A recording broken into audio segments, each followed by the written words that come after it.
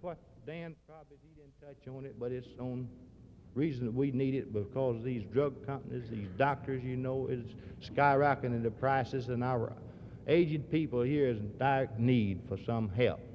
But they are fighting that, the National Association of Manufacturers, the insurance company, and the Medical Association. There's a pamphlet back there that I wish you have it also in your kit. It's entitled Business and Politics. It outlines the program that they are after, that they are striving for, and they will get this program if we don't do something mighty soon. We're going to have to get active in COPE, Committee on Political Education. I wish some of you could have, more of you would have been here last night at these films that we run. We just only showed 2 films, but we have 5 that I think everybody should see. Not only you people, but your families, your friends, your neighbors, the whole people, the people of Mississippi should see these things. It points out to you that you see it and hear it, the need that we're going to have to get more active than we are today. As I talk about, we're going to have to finance this thing some way to help put this program over. And we do it through a voluntary contribution of COPE. I know we have these local unions that tell us we can't get the COPE dollar. Some of the international unions do not send out the COPE books. They mail them into me and tell me what internationals I can mail them to. Some international sends you the books. But I had one local union that has approximately 100 members in it. So they never had before, you know, contributed the first dollar to COPE. I only mail them 1 book, 10 tickets in it. I'd mail several to other local unions. 4 or 5 days later, I had a letter from this fella, and he told me, he says, I got 100 members. I knew how many members he had, but I figured if I could get 10 bucks out of it, I'd be doing good. He said he had 100 members, and he wanted 9 more books. Well, I sent him 9 more books. I said it's just waste of postage in the books. But yesterday, as I walked up on the platform, this fella come up to me and he says, well, I've sold all those.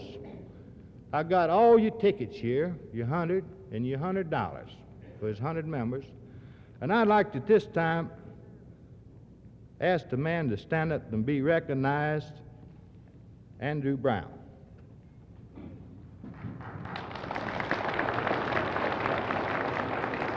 He is the first local union in the state of Mississippi, to my knowledge, this year to have 100%.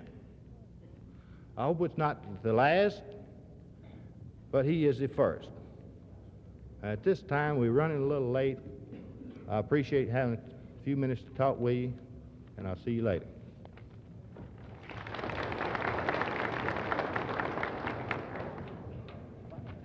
Thank you, Ray. I'm sure that our people have decided that it's now time to get up and go to work and are going to take cognizance of your advice and will do just that.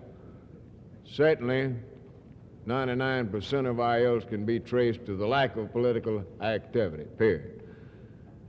We are very fortunate today to have on our program a young man. I say a young man because he gets around like a young man. He is one of our most dedicated public officials. We were very privileged just last year to recommend him to our people as a candidate again for public office. Based upon his record of faithful service to the people. And at this time, it gives me a deep pleasure to present to you our own superintendent of state of Mississippi education, Mr. J.M. Tubb. Jack?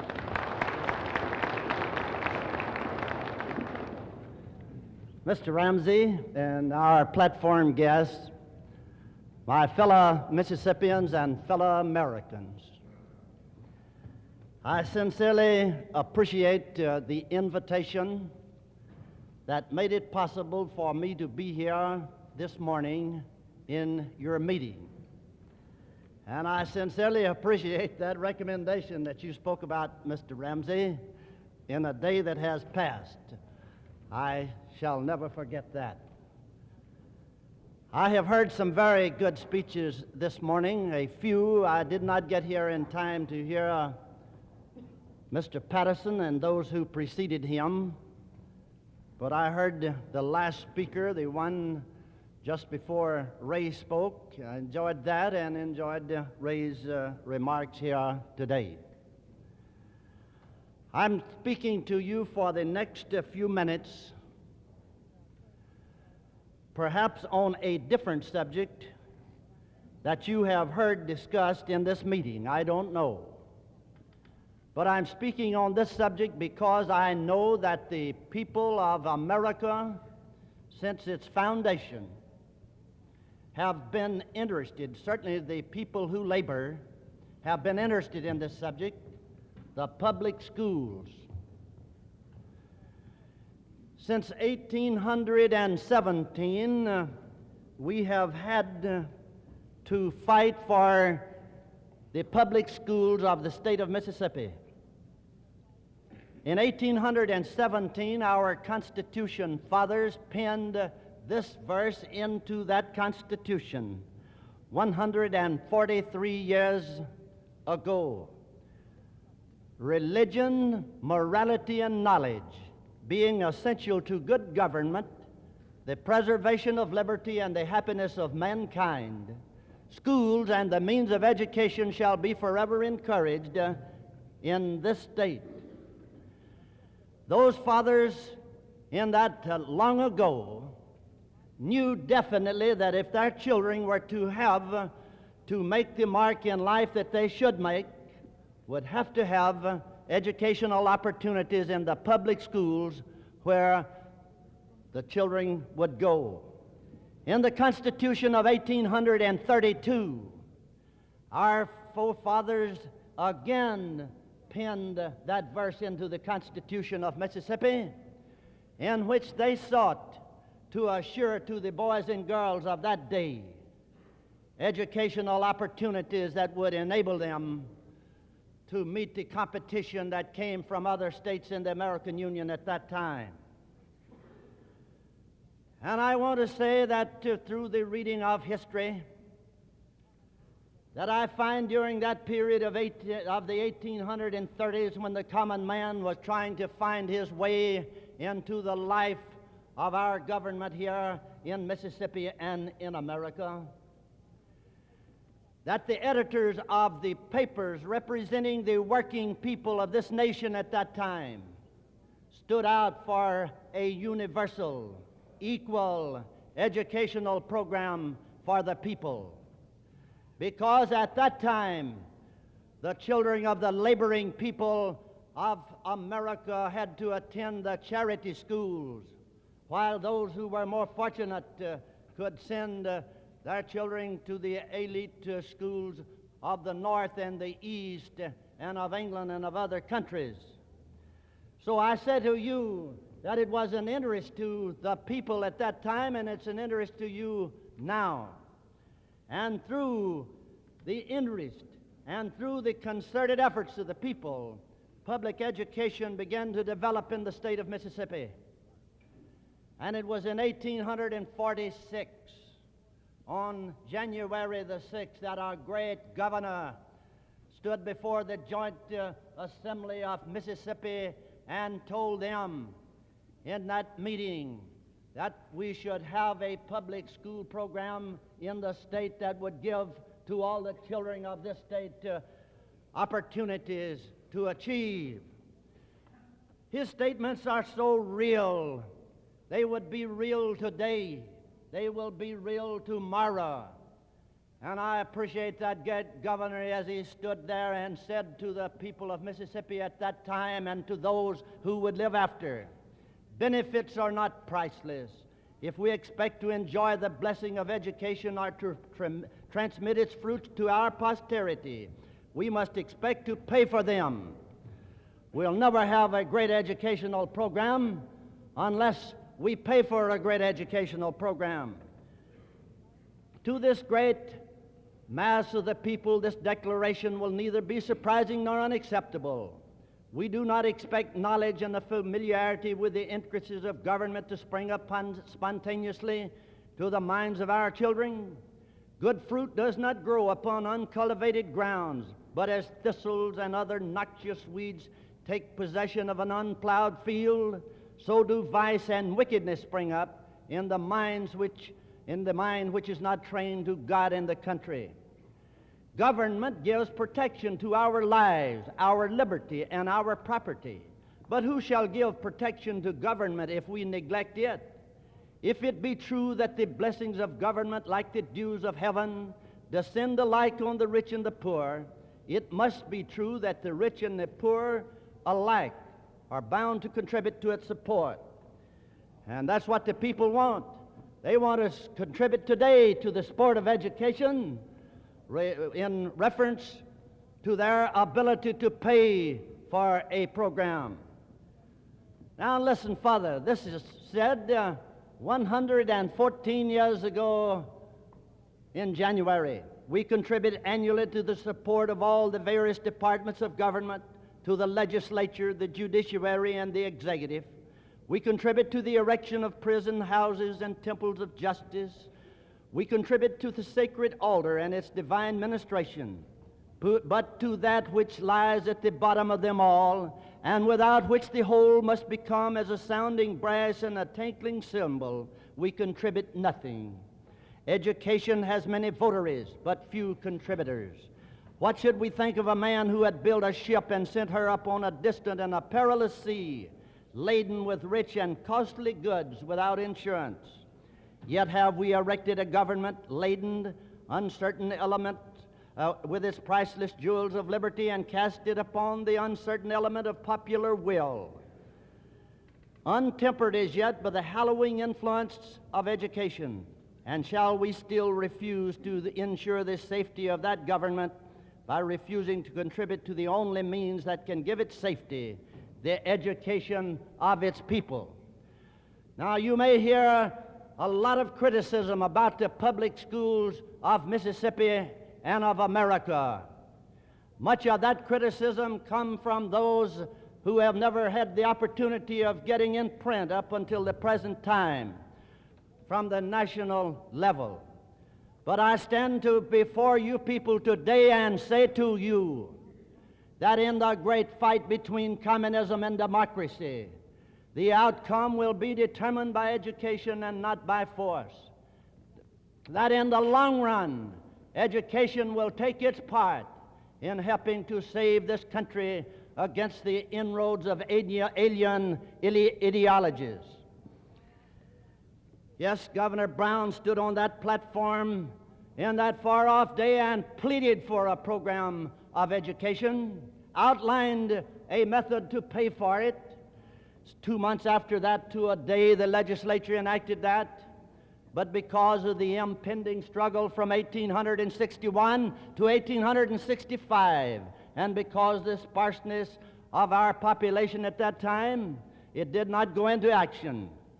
It was not until 1869, under that Constitution and the laws of 1870 made in pursuance to that, that public education became a reality in the state of Mississippi. Then the municipal separate school districts began to spring up. In 1910, for the first time in America, the consolidated schools in Harrison County for the first year, and in Holmes County. Those schools going together, the people from the rural areas fighting for their children, giving them an opportunity to go to the agricultural high schools and to be transported to school. It was at that time that 65 students were transported to school in 9 wagons. That was just 50 years ago. Since that time, our people have tried to develop a better system of education. Just a few years ago, there was a reorganization program in the state which carried from 843 administrative districts to 151. And today we are giving better educational opportunities to all the children of Mississippi than we have ever given in the past. And because of that reorganization and because of the great needs of an educated citizenship in this state, people are calling upon the schools today to do everything. Every administrator of a school or every teacher has had people to come to that individual and say that we want a program of conservation, a program that will help us to make the forest green in Mississippi. They have come to the schools and said that we want the schools to take a great part in helping to prevent juvenile delinquency. That is not altogether a responsibility of the school. It's a responsibility of the home, the church, and the schools. But the school people are doing their best to do whatever they can in order to prevent juvenile delinquency in this state. That is one aim for the schools. Also, they're saying to give us music, give us this, and give us that. And the schools are trying to meet the needs of the people, trying to give vocational education, shop work, trade and industry, vocational agriculture, home economics, distributive education, and those things that will meet the needs of the working people in this state. If I had time, I'd like to go into that, but certainly I do not want to infringe upon the time of those who will come after me. But I want to perhaps close with this thought. I was a guest of the Defense Department of the United States a few months ago, along with about 30 educators of this nation. We had the opportunity to go and listen to those who hold the highest offices in the military and the civil walks of life as it pertains to a defense program in America. We had the opportunity of staying in the Pentagon for one day and listening to those people speak about the defense of this country and what other countries are doing. They told us at that time, as so far as they could, about the deadly implements of war that were being manufactured. We listened to them all day. The next day, over with the Marines at Quantico, the next day at Keesler Field, the next day over at Pensacola, Florida, the next day at Fort Benning, Georgia. We had the opportunity of listening to them and trying to find out more about what is needed in America in order to protect a way of life that we hold so dear here in this country. And I remember that when we had listened to them in that Pentagon building that day, and when their speeches had closed, I believe it was, we asked them this question: what can the public schools of America do? And when I say public, I mean private and parochial too, because they go hand in hand with the public schools of this country. What can the public schools of America do in this great fight to ensure our future? It was General Twining, who is the chief of staff, I believe now, who said to give us boys and girls who are trained in the field of science and mathematics and in the languages, because those people who work upon the drawing boards of the munitions of war must be those people who have been trained in those fields. But I was impressed by the next statement that he made after talking about the scientific side of our educational program, the mathematical side, which is scientific too. He said, regardless of how deadly the weapons of war may be, that unless those weapons are in the hands of motivated citizens, that they will amount to nothing. And it was then, my friends, I thought that not only would we have to emphasize the scientific fields of endeavor, but we would have to look at something else. I thought that in our public schools something else should be taught other than those subjects. Yes, I thought that our boys and girls should know something about the Pilgrim Fathers on the bleak and barren shores at Plymouth Rock. Something about Nathan Hale as he stood before his executioners when he said that I regret that I have but one life to give for my country. Something about the blood stain upon the snows of the New England hillsides put there by the bare, raw feet of the Continental soldier as he fought for the liberties that we now enjoy. Yes, something about George Washington at Valley Forge as he was on his knees and prayed for divine guidance in that struggle that brought to us the liberties that we hold so dear. Something to make the Declaration of Independence a reality. Our children should know that. They should know something about the Constitution of the United States of America. Something about Andrew Jackson at New Orleans on the field of Chalmette, flanked by a Mississippi General Hines and his Mississippi riflemen. Something about Woodrow Wilson when he said, "We are fighting to make the world safe for democracy." Something about the white crosses on the lonely islands of the Pacific, and many mothers know about that. Something about the love of home, the love of church, the love of God. A knowledge and an appreciation of these things inspire men to live for a cause, and if necessary, to die for a cause. And can a child, there is no better place to get this kind of information than in the public schools and in the private and parochial schools of our country. And when these schools cease to be, the future has been closed for the people of this country. My friends, in thinking about a program of education, we must think of all the children in this state and in this nation, not just a segment of those people. We are putting a lot of emphasis today on what we call the academic talented. 15% of our student body would come in under that class. 85% would come below that. And there is a great demand to put much more stress on that 15%. But my friends, I tell you that we've got to put emphasis upon all of the children in the state of Mississippi.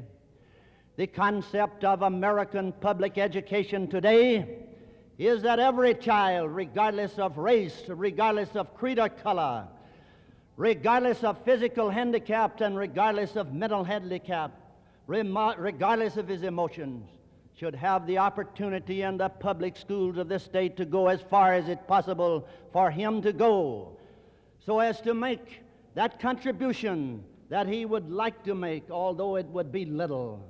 And I tell you that the fight is on.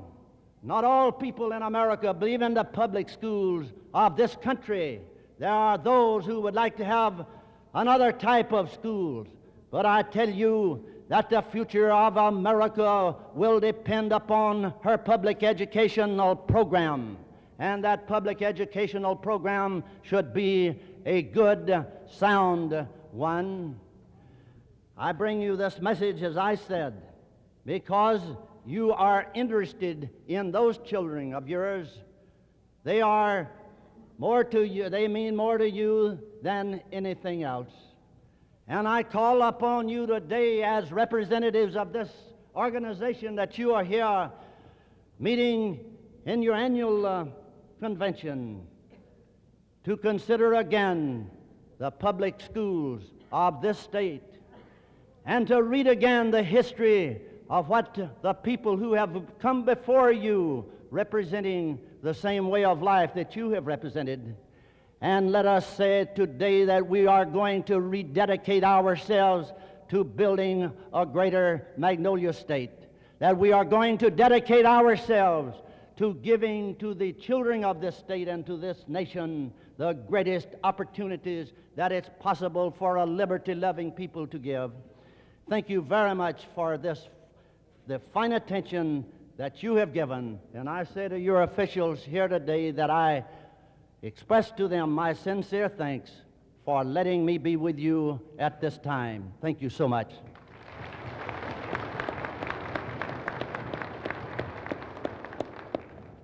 Thank you, Jack, for such a wonderful address. I can assure you that you have spoken our language and that our people are 100% behind our public schools. Always have been and always will be. You have our solid support.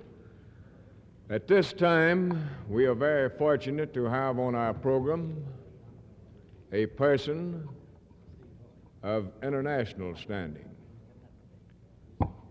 We are very privileged to have this person with us, and at this time it gives me a great deal of pleasure to present to you Brother Wright, Director of the National Labor Office. Brother Wright.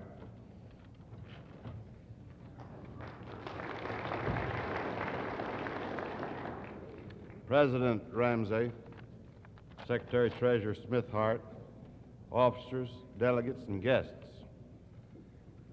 To me, it is a very great pleasure to have the privilege of visiting with you briefly at another fine convention of the Mississippi Labor Council.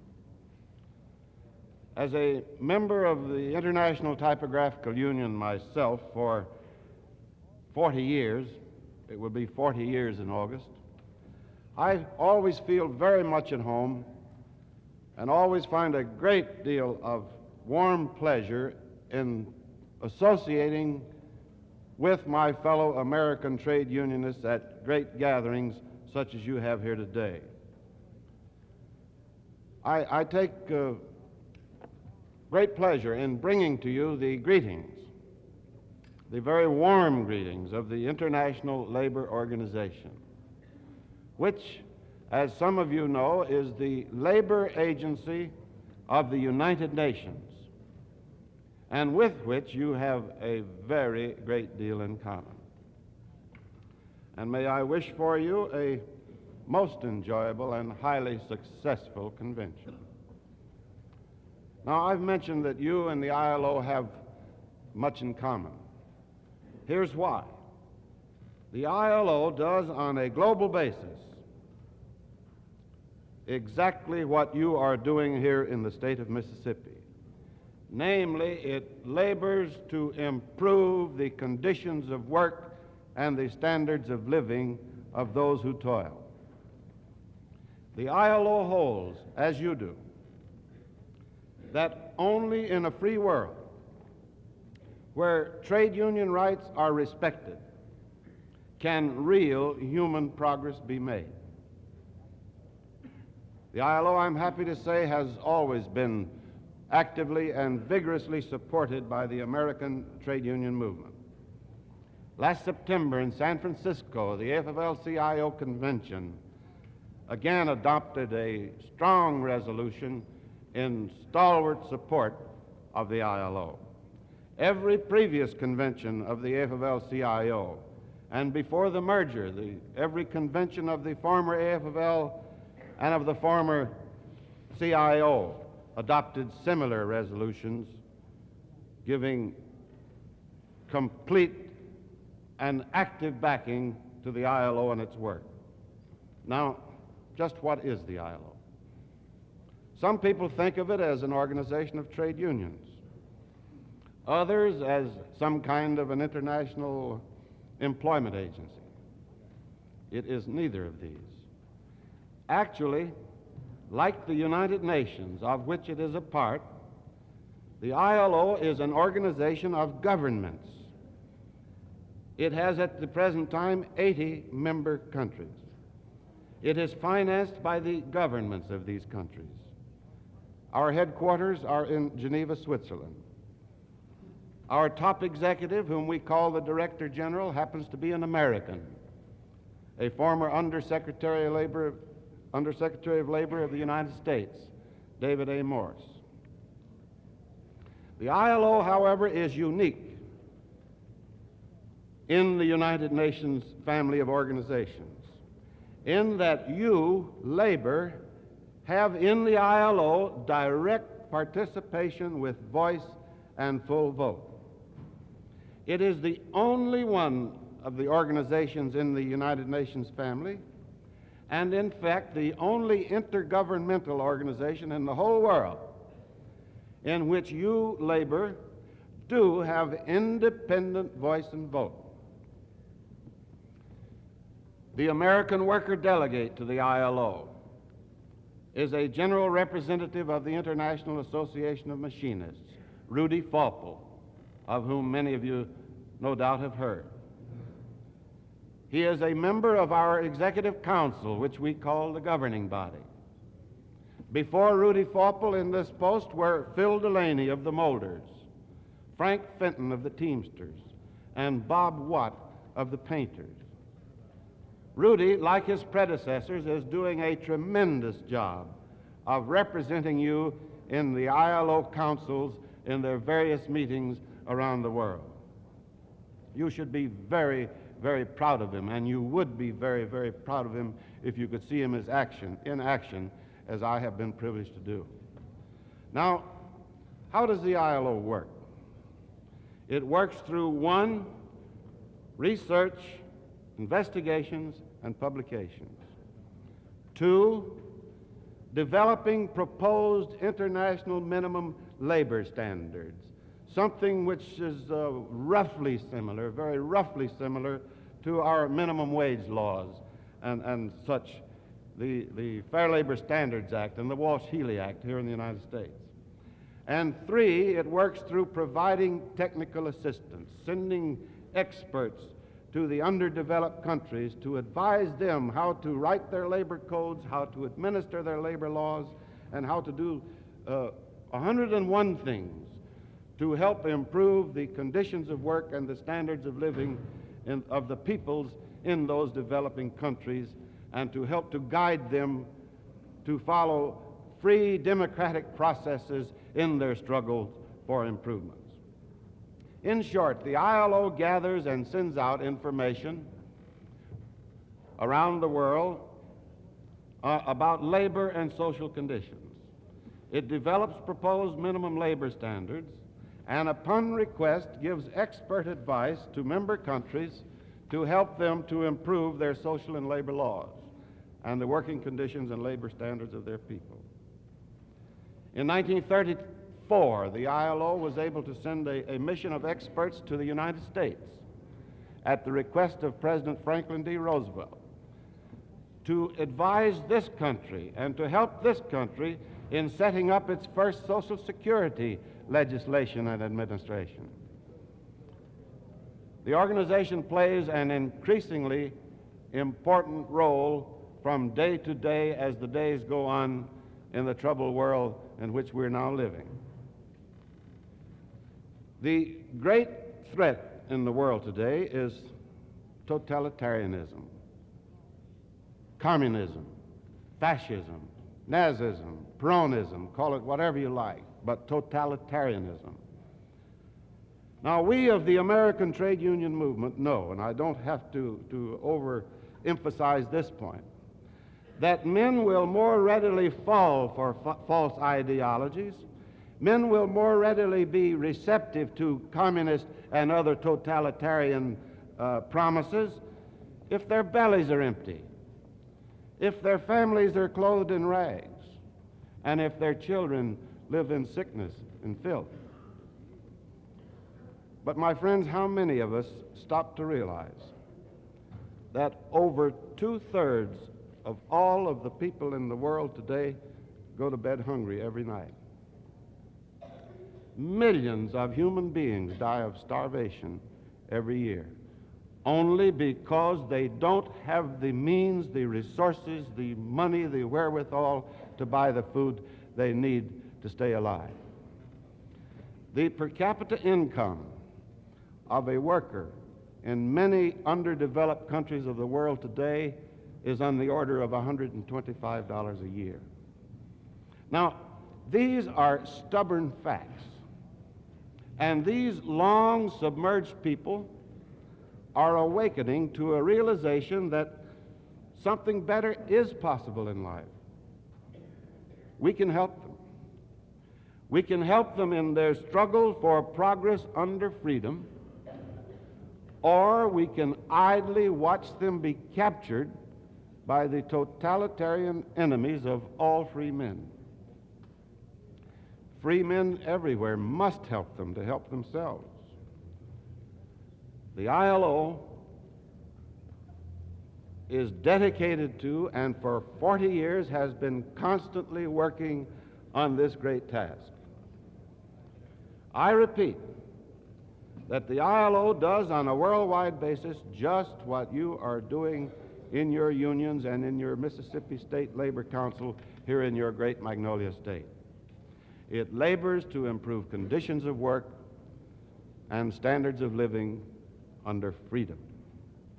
Over the years, the agency has done an amazing amount of very fine work with many outstanding accomplishments in the interest of advancing the progress, the human progress of workers throughout the world. It will continue to address itself to workers' problems with vigor, with courage, and with faith, and with appreciation of the stalwart support of the free trade unions of the world, including the great AFL-CIO. Now, in conclusion, may I say that the ILO is warmly grateful for the support of the free trade unions of the world, including the AFL-CIO. In fact, it could not have existed for 40 years without this stalwart support, and it couldn't exist even another year if it didn't enjoy this warm and vigorous support. And I know that you here in Mississippi, who perhaps have heard little of the ILO, have benefited greatly from much of its activities. And I know that if you knew more about it, that you would give yourselves fully active and vigorous support to the organization. I hope that if the opportunity presents to you, that you will learn something more about it. And when I say support, I'm not asking for financial support. As I said to you, the governments, the 80-member governments provide the finances. What we're looking for is support that is greater than financial support, and that is the support that you give to a great cause, that you give to something that is fine and something that is good, to help it to do more good things for you and for the rest of the workers of the world. And your valued backing will help strengthen the ILO in its fine work in our mutual interests towards human progress for free labor in a free world. Now, Brother Ramsey and Brother Smithart, I appreciate very much indeed the opportunity of having been able to come here and say these few words. I'm tremendously impressed by the convention I see before me. I have done a great deal of speaking over a great many years, and I can't say that I've ever seen an audience that is as attentive, as alert, and as patient as yours has been here all morning. I have been here all morning, and the decorum and the order and the attention to your work here is something that is warming to the heart of a fellow American trade unionist. I hope that your convention here will be the fullest possible success. I hope when the officers and delegates go back to their respective homes, that the implementations of the decisions that you make here this week will provide more of the better things in life, not only for your members, but for all of the people of the great state of Mississippi and for all of the people of the United States. Good luck, my friends. God bless you. You're doing a great job. Carry on.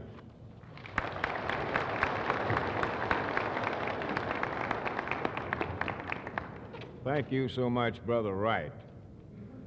I can assure you that our people certainly recognize the seriousness of the work that your organization is doing, and that to a great extent, not only our labor movement, but our way of life itself depends upon the effectiveness of your work.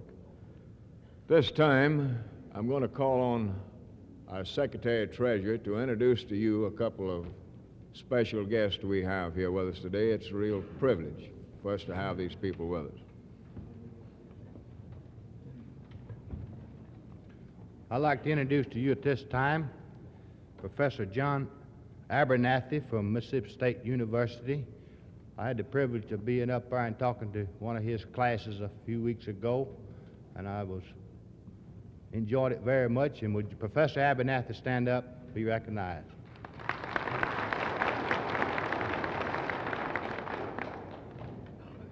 This time I'd like to introduce to you Dr. R.A. White, also Mississippi State University.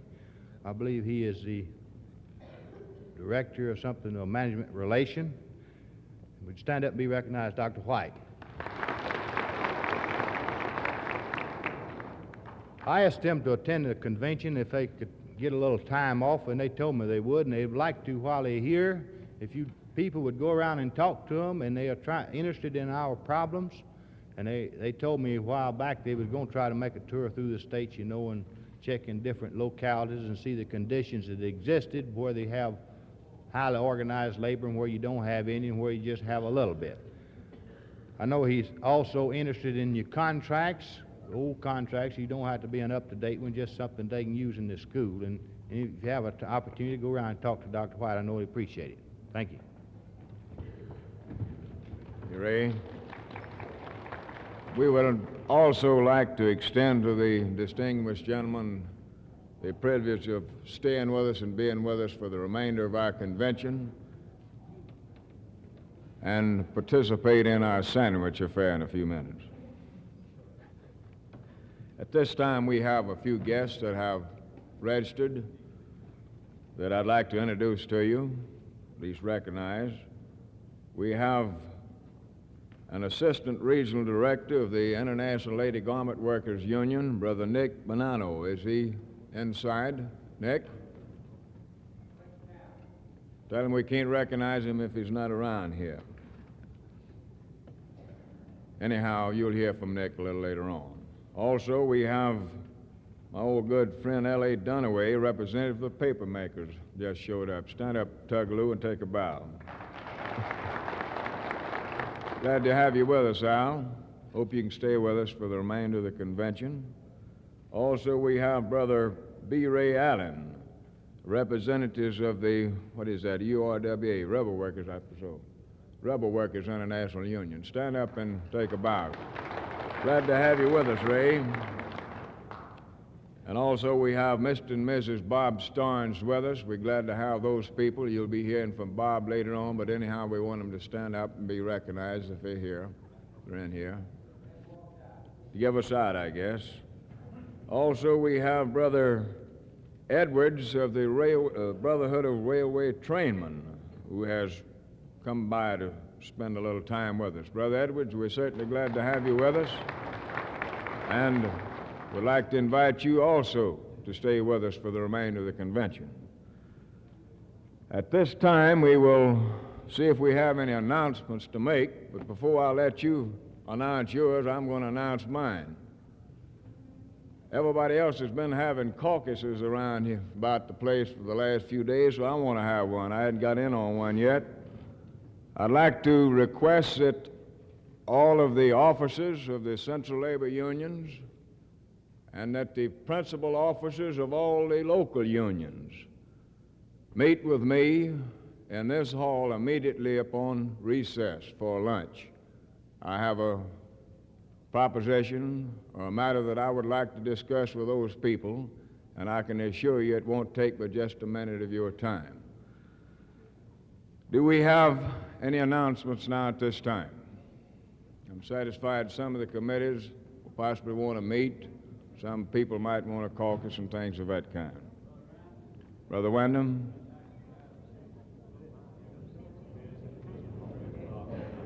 At what time? The Social Security Committee will meet at 3 o'clock in back of the stage here. Do we have other announcements?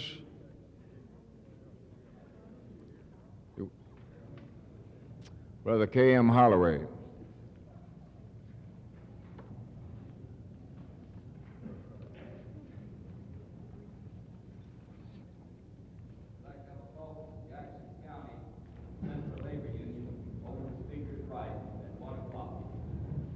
Caucus of the Jackson County.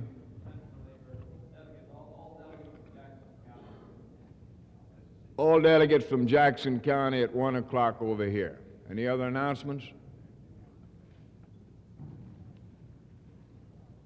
If not, then we will have the same procedure followed. Brother Bryant? Oh, yes. right. Glad somebody's keeping me on the ball here because this has to be done right here. I've been asked to announce that that the people who are selling the tickets for the show down on the Sprague tonight, which was arranged especially for our delegation, that those people who would like to go to this show who have not yet purchased their tickets to please do so immediately upon adjournment for lunch here. Otherwise, the tickets are going to be placed on sale for the general public.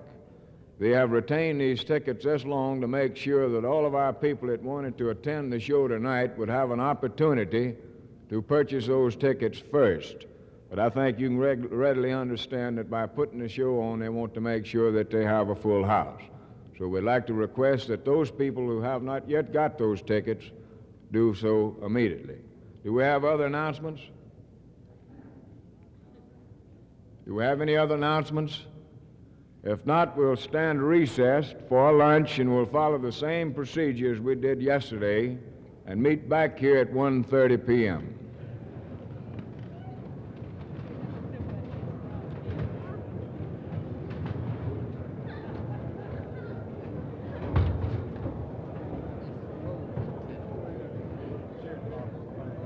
Glad to meet you. Glad to see you.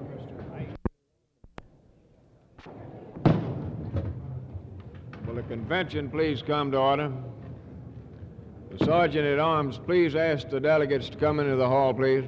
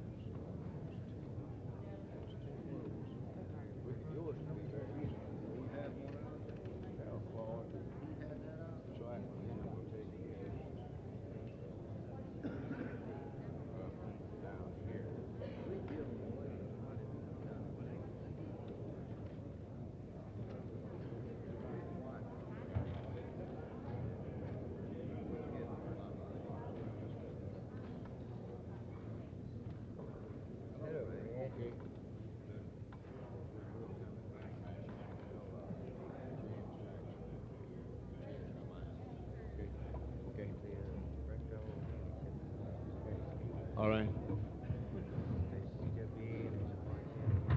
How's that? What? All right. Okay. Nobody out front. Convention will be in order. Can you fellas come down? You can go down if you want to extend your caucus in one of the rooms. That'd be all right. At this time, the chair recognizes the chairman of the Audit Committee, Brother Schaefer.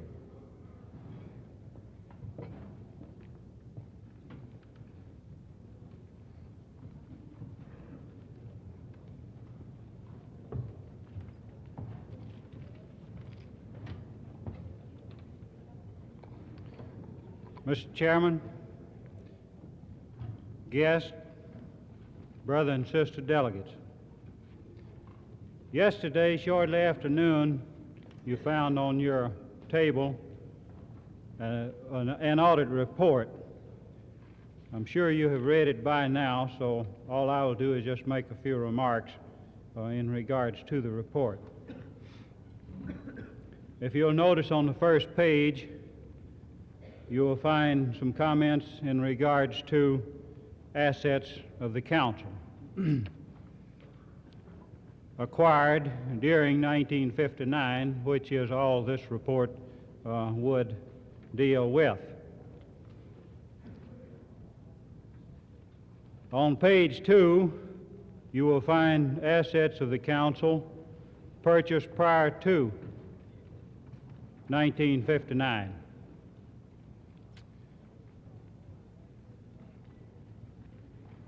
The sum total of assets prior to 59 were $2,974.21. That is dealing with office equipment. Purchased during 1959, $2,050.13. So that is assets in addition to your cash fund. I think one of the most significant things that this report reveals is cash balance on deposit January the 1st, 1959, on page 3 under Exhibit A, was $14,636.14. Cash balance on deposit December the 31st, 1959, $12,572.13, which represents a deficit as far as council operations are concerned. Your auditing committee, as selected by your chairman, properly audited the books, disbursements against receipts, and those figures are correct. There might be questions in quite a few people's mind. On page 9, listed under title of Other Expenses, Contributions and Promotional Expenses. Certainly every figure on the audit report would seem to be in line, and that one would probably be the only one questionable. The committee checked everything in regards to disbursements. Every penny of the money was accounted for through checks, and certainly nothing excessive was spent in order to carry out contributions on promotional expenses, which in some regards pertain to campaign items. Those figures are in the council office, and I'm sure that there would be no objections to any questions pertinent to that one specific item. Now, if you figured your cash balance plus your assets acquired during 1959, the council actually came out with a $13.88 net gain. Now, the one point that we all should bear out is this. This audit covers a non-legislative period of time. Not the first nickel expense out of here was for legislative matters. Now, what I'm saying today, I had planned to say yesterday, but after Brother Victor Busey from Louisiana got through with his remarks, certainly I didn't have the heart to get up and make these remarks. You will be dealing and considering resolutions, probably this afternoon, in regards, or that will have effect on your legislative program as far as this council is concerned. And certainly it behooves every individual here to give that thorough consideration and carry out any desires as recommended by the committee. I believe that that would be the only fair thing that you could do to the labor movement in the state of Mississippi. Certainly none of us like to spend money. We all like to earn money, but we all like to spend it maybe for selfish reasons. But when you start in legislative work and the needs in the legislative field, certainly you can't stick strictly to the line in regards to dollars and cents. I'm sure that next year's audit report will be considerably different from the expenditure of the council in regards to your legislative action. I believe Brother Ferguson is here this afternoon to make some remarks in regards to, or make a report in regards to his legislative activities this year. And certainly when you hear some of the things that he has to say, then the things that we're confronted with, you can realize that it is not a cheap item when you start to work in the legislative field. Thank you, Mr. Chairman.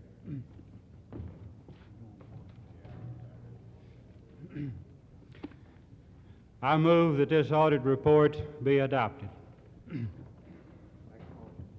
You've heard the committee's report, and the motion is to adopt. We have a second to the motion. Do we have any discussion on the motion? Not all in favor of the motion, let it be known by saying aye. All opposed with the same sign. Motion carried and so ordered. At this time, the chair recognizes the chairman of the Legislative Committee, Brother Bruton.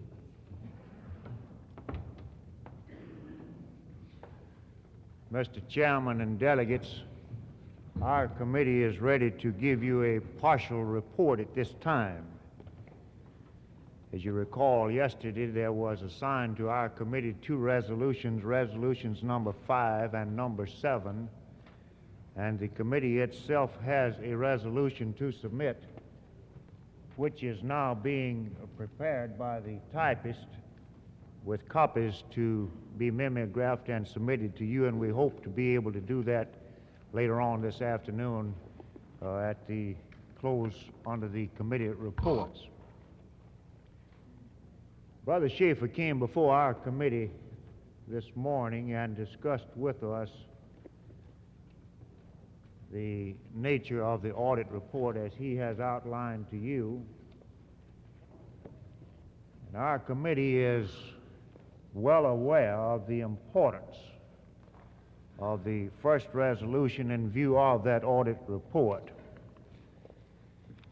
And I think it well, before I present the resolution, to make known to you the feeling of our committee. The resolution is important. Were it not important, it would not have been drafted and presented to you. It needs acting upon, and it merits the consideration not only of the delegates here, but of your entire memberships of your individual local unions. And if we are to continue and to maintain any degree of success, the intent of resolution number 5, while it is a volunteer proposition, is going to have to assume the proportions of almost being mandatory. Brother Ferguson's going to make you his legislative report here shortly. And I know that in making a report, as I have made them in the past, there are going to be numbers of things that he will think of after he has completed his report that he will have wished that he had made known to you. I've had occasion to work with Red in the legislature, to advise with him and to appear before House committees and the Senate committees in behalf of legislation that vitally concerned the working people of this state, not only of our organized groups, but of the unorganized groups. And I know the problems that he faces. Our opponents make a 24-hour-a-day, a 365-day-a-year job of putting across the program that they want enacted into law. And if you're not aware of the success that they've had, before 2 years has passed, you will be well and fully aware that we have had our pants taken off of us without them even being unzipped. Now, brother, we've been carried to the cleaners by bills that have already been enacted into law and are fixing to be carried even further by bills that are now pending before both the House and the Senate. And this is the way it's done. I appeared before a number of local unions and before a number of conferences in the state last year in the early spring and during the summer.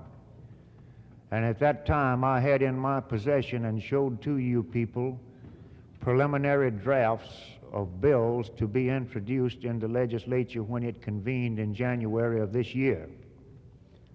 It was pointed out to you what was hoped to be accomplished by the enactment of those bills into law and of the adverse effect it would have upon we as working people of this state.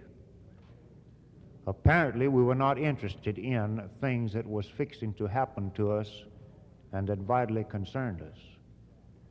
Later on, we came into possession of a second draft of those bills, and then finally, as soon as candidates to the legislature had been elected and it was known definitely who the people were that would serve in the legislature, they were sent a third draft of it, which was the exact copy of the bills that were introduced in the legislature in January and which are now the law of this state. That was made known to you. Brother Ferguson, after the introduction of those bills, has sent out to you weekly memorandas. I, in an attempt to assist him, prepared a detailed analysis and a digest of those bills, and it was carried in the labor paper week by week. The Labor Council bought in some instances, and in others the papers were contributed by the labor paper, and each week, or perhaps at least 2 weeks out of each month, 2 members of every local union in this state, affiliated and unaffiliated, were sent copies of those papers, giving you, the officers who received them, an analysis of legislation that was pending in both houses of our legislature. And we find out, after all of that was done, that the people that received those communications put them in file 13, and in the event you don't know what's termed as file 13, it's the waste paper basket, or else you wadded them up and threw them over on the corner of your desk, and you never informed your membership about how they were fixing to be robbed. And as a result, your membership was not conversant when they were called upon to talk to legislators. Now that's our side of the picture. On the other side of the picture, you had the combined efforts of the Economic Council, the Manufacturers Association, the Mississippi Retail Merchants Association, and all of the other employer groups of this state consolidated with one local central office. They maintained a full-time director, 3 to 5 stenographers, 3 to 5 research specialists who researched tax questions, unemployment compensation questions, workman's compensation questions, in addition to paid attorneys, some 5 or 6 that aided them in their lobbying of the legislature. They maintained a full-time woman and a man in each house of the legislature. At the completion of each day's business, 15 minutes after the House adjourned and 15 minutes after the Senate adjourned, a stencil was completed, copies had been run, and by 6 o'clock in the evening, that full day's report of activities had been disseminated to their entire memberships all over this state, where they had it in hand at 8 o'clock the next morning. Additional to that, at 9 o'clock at night, the director of the Manufacturers Association picks up the telephone and tells the operator to connect me with circuit number 7 or number 8 or whatever it might be. And when that order was given to the telephone director exchange, immediately a phone would ring in Clarksdale, in Vicksburg, in Greenwood, in Greenville, in Meridian, in Tupelo, Jackson, Hattiesburg, all over this state where they had offices. And the roll was called in each one of those cities with a person on the telephone to take instructions. And the man sitting in Jackson over that statewide telephone hookup gave out a report as to what had happened that day, who needed to come to Jackson the next morning, what he needed to talk about, what merchants needed to send telegrams, who needed to make long-distance calls, and everything about it. Now that is a full-time occupation with those people to take care of their own interests, to put dollars in their pockets, and to do it to your and my disadvantage. They see that the job gets done, and they have spent money to do it, and they've profited by it. And if there is any failure in what is being accomplished in the legislature of this state in protecting the rights of the people whom you and I represent, it's by virtue of the fact that we have not put the money in the till, we have not provided the proper manpower to do the research, to handle the operational activities that needed to be done, and above all, we have not kept our membership fully advised so that when your legislative vice president has called for help, your membership was in a position to do the job. He can't do it, I can't do it. It's only the people who put the ballot in the box that can get the job done. So if you expect to survive in the face of legislation that you're being faced with every day, you're going to have to get up off of what you're now sitting on and become interested in your own problems, and it takes money. So with that word of explanation, which I hope will be of some assistance to Brother Ferguson in making known his problems as he sees them to you, we will proceed with resolution number 5. I know all of you have had occasion to look at the resolution and to study it, and as I stated, it's a volunteer proposition, but the situation is such that it's going to have to assume the proportions of being automatically almost a mandatory proposition. Resolution number 5 was submitted by the Executive Board and is entitled A Special Legislative Fund. Whereas with each passing year, the reactionary groups of Mississippi have become more and more active in the political affairs of our state, and whereas these groups consistently work for and help elect candidates to the legislature who consistently vote against the general welfare of our people, and whereas these reactionary groups leave us no choice other than to also become more active on the legislative front, otherwise the results will be tragic, and whereas organized labor is the only organized group in this state who consistently works for the betterment of all the peoples, and whereas the financial resources of these reactionary groups seems to be unlimited in contrast to the Mississippi Labor Council, AFL-CIO, and whereas the financial resources of our Labor Council being limited make it impossible to do the job that has to be done, now therefore be it resolved that the officers of the Mississippi Labor Council, AFL-CIO, be instructed by the delegates assembled in this convention to establish a special legislative fund for legislative and related purposes only. Be it further resolved that each local union be called upon to contribute $1 per year per member to this fund, and that these local unions be notified as to the urgency of this project. The resolution has been considered by your legislative committee. We concurred in its intent and purpose, and we move you its adoption. You've heard the committee's report and the motion to adopt. We have a second to that motion? We have a second. We have on the question, Brother Flint, you wish to speak on the motion?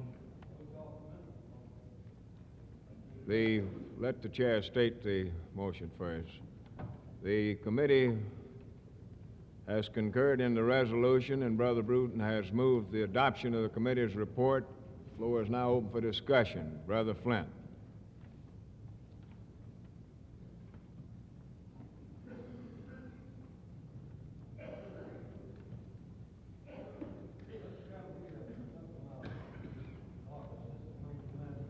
Please state your name and local and speak directly into the mic in order that the record might get it.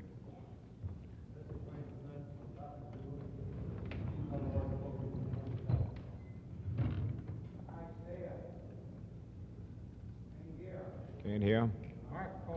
See if the mic's dead. See if you can turn it on. All right, you got it now. Start over again. State your This name is and J.W. local Flynn number. of Pascagoula Sheet Metal Workers, Local Union 407. I'm a delegate from the Jackson County Central Labor Union to the convention. Mr. Chairman, in offering this amendment, we have considered your remarks just prior to the lunch recess. And we suggest at this time that the convention consider seriously the adoption of the amendment. Be it further resolved that each local union be directed by this convention to pay $1 per year per member to this fund. We would strike the word called upon, and we would strike and that these local unions be notified as to the urgency of this project. Let's give it to us again. Do you have it in writing? Only on the resolution itself, which I'd be glad to present to Let's you. have the amendment that you have. We want to get the amendment in order that everyone can understand exactly what the amendment is. We'll then ask the chairman of the committee to read that amendment out where everybody can understand what your intentions are.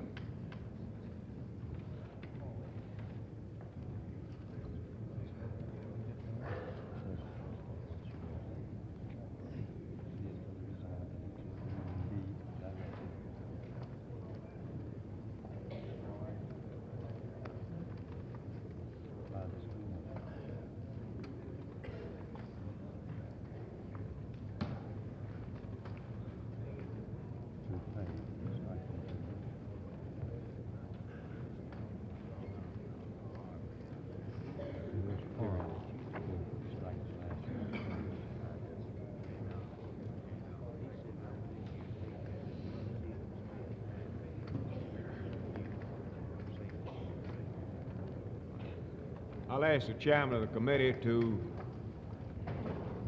read you the amendment as it should be, as the brother has presented it. You get your copy of the resolution before you, and let him explain to you what the language is. Brother Bruton, do that, please. The amendment that's now before you is to the last paragraph of the resolution. I'll read it slowly so that you can strike and add in. I'll read it as amended. The amendment would accomplish this result. Be it further resolved that each local union be directed by this convention to pay $1 per member per year to this fund, period. That would be the amendment if adopted, and that would be the language if the amendment is adopted. Might say this, that it was the consensus of opinion from our committee that rather than being a discretionary proposition, that perhaps it should be a mandatory proposition, but we did not know if the convention wanted to assume the responsibility of placing by this means an increase of per capita tax or making an assessment upon the memberships of the affiliated local unions. If you want to really accomplish the purpose and intent of the resolution and put this organization professionally in the field of conducting a full-time legislative program, then this amendment would accomplish the end result that you hope to attain. But then it might bring up the repercussions and the other ramifications that would develop of having some locals rebel as to the convention placing through resolution. Or I don't know if the Constitution would permit you through this type of resolution action to place an assessment upon the membership rather than doing it by a constitutional amendment. That would be a matter that the chair would have to rule upon. But if you really want to meet the financial needs of this convention and give your legislative group the funds to operate upon that's going to be required if we're going to be successful, then this is one means of doing it. As to the constitutionality of it, that would be a matter that the chair would have to pass upon.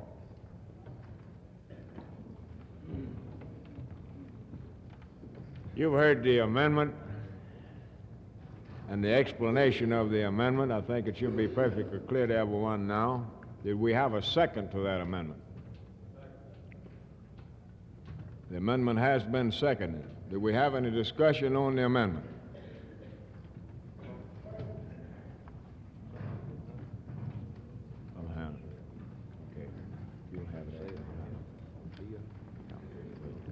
Mr. Chairman, this is J.B. Hanna, the Executive Board. I believe that this matter of increase in per capita tax came before the Executive Board meeting March 5th, 1960. We considered preparing a resolution after some research and some information that the Secretary of Treasury received. It was decided that probably a legislative fund would be the best approach because of the fact, and the Constitution and bylaws provide that any such changes be prepared and either gone out as the Executive Board recommendations to all affiliated local unions by February the 15th. This being a matter that is a direct cause or could be comparatively the same thing as an increase in per capita tax, let's don't go and put it mandatory. I realize all the things that's been said about this. I know what kind of problem we're facing. But I know also we got a lot of rugged individuals in the state. We have about I believe about 6 more local unions in the state of Mississippi, non-affiliated than we have affiliated.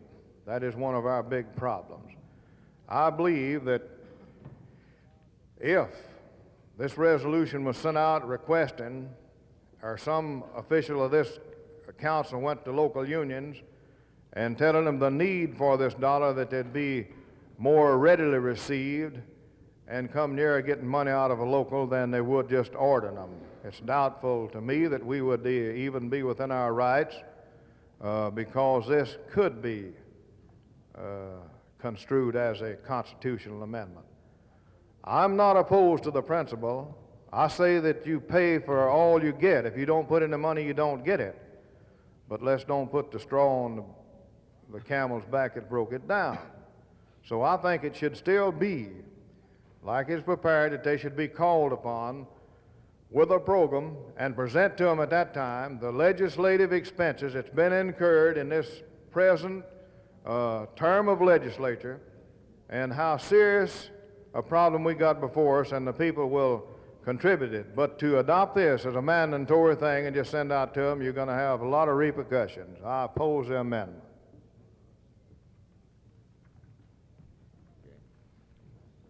Mr. Chairman? I'd like to interrupt the discussion for just a minute with the permission of the convention. We've just received word that Senator Hartke has arrived at the hotel. We sent a delegation from here to meet him at the airport in Jackson, consisting of 2 of our vice presidents and the president of the Vicksburg Central Labor Union, along with the mayor and Brother Dan Powell, who is a personal acquaintance of the senator. And we would like to have a couple of people, particularly from Vicksburg, if possible, delegates here in this convention, to at this time get in the automobile and go down to the hotel and welcome the senator there also.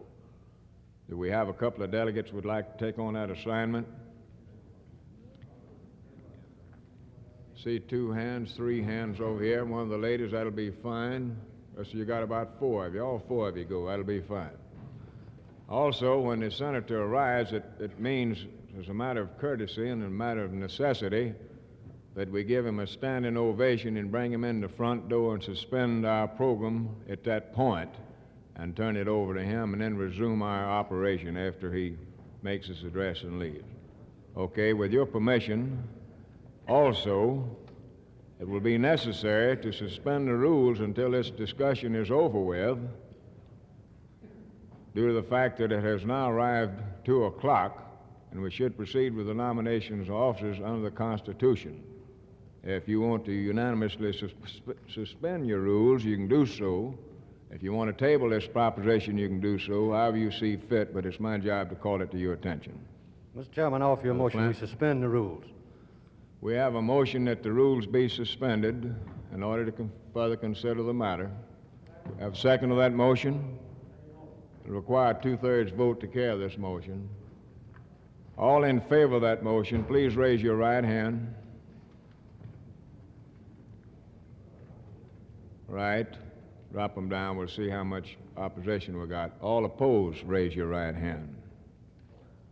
And I deem that the motion has been carried, and the rules have been suspended with the understanding, I presume, that when the senator arrives, that we'll close the discussion and take up at a later time on that. Mr. Chairman, this is J.W. Flint, Local Union 407, Pascagoula, Sheet Metal Workers. I am surprised, to say the least, at Brother Hanna's attitude toward this amendment. He knowing full well that there has been an unlimited amount of time and effort and some little money spent through political education in the state of Mississippi trying to get our people to contribute money to AFL-CIO COPE to help us do what this legislative fund is designed to do. You are reminded, most assuredly, of the little boy whose dad told him to go out and kill the bear. So what you want me to kill him with, Paul? He said, I don't care, hell, just kill him. If we're going to do this job, and you know full well that it must be done, you are the leaders of your local unions, then we're going to have some money to do it. And I would like, if it would be possible, before this discussion is over, to find out just how much money has been contributed to COPE in the state of Mississippi for the past year on a basis of contributions. The chairman of our State Labor Council stated at a caucus just before the closing for a lunch recess that in his opinion, this money must be forthcoming if we have a successful state labor movement. And he made some other remarks that I will leave to him to repeat if he would care for the entire convention to hear them. But my friends, if we are going to move upward in the labor movement in the state of Mississippi, we are going to have to pay the price. And you and I must go back home and convince our members that it must be done. And I believe that we are well within our rights for this convention to rule itself.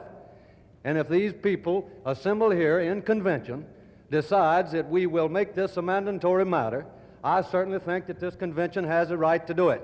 And the people assemble here and not some caucus back in the back room.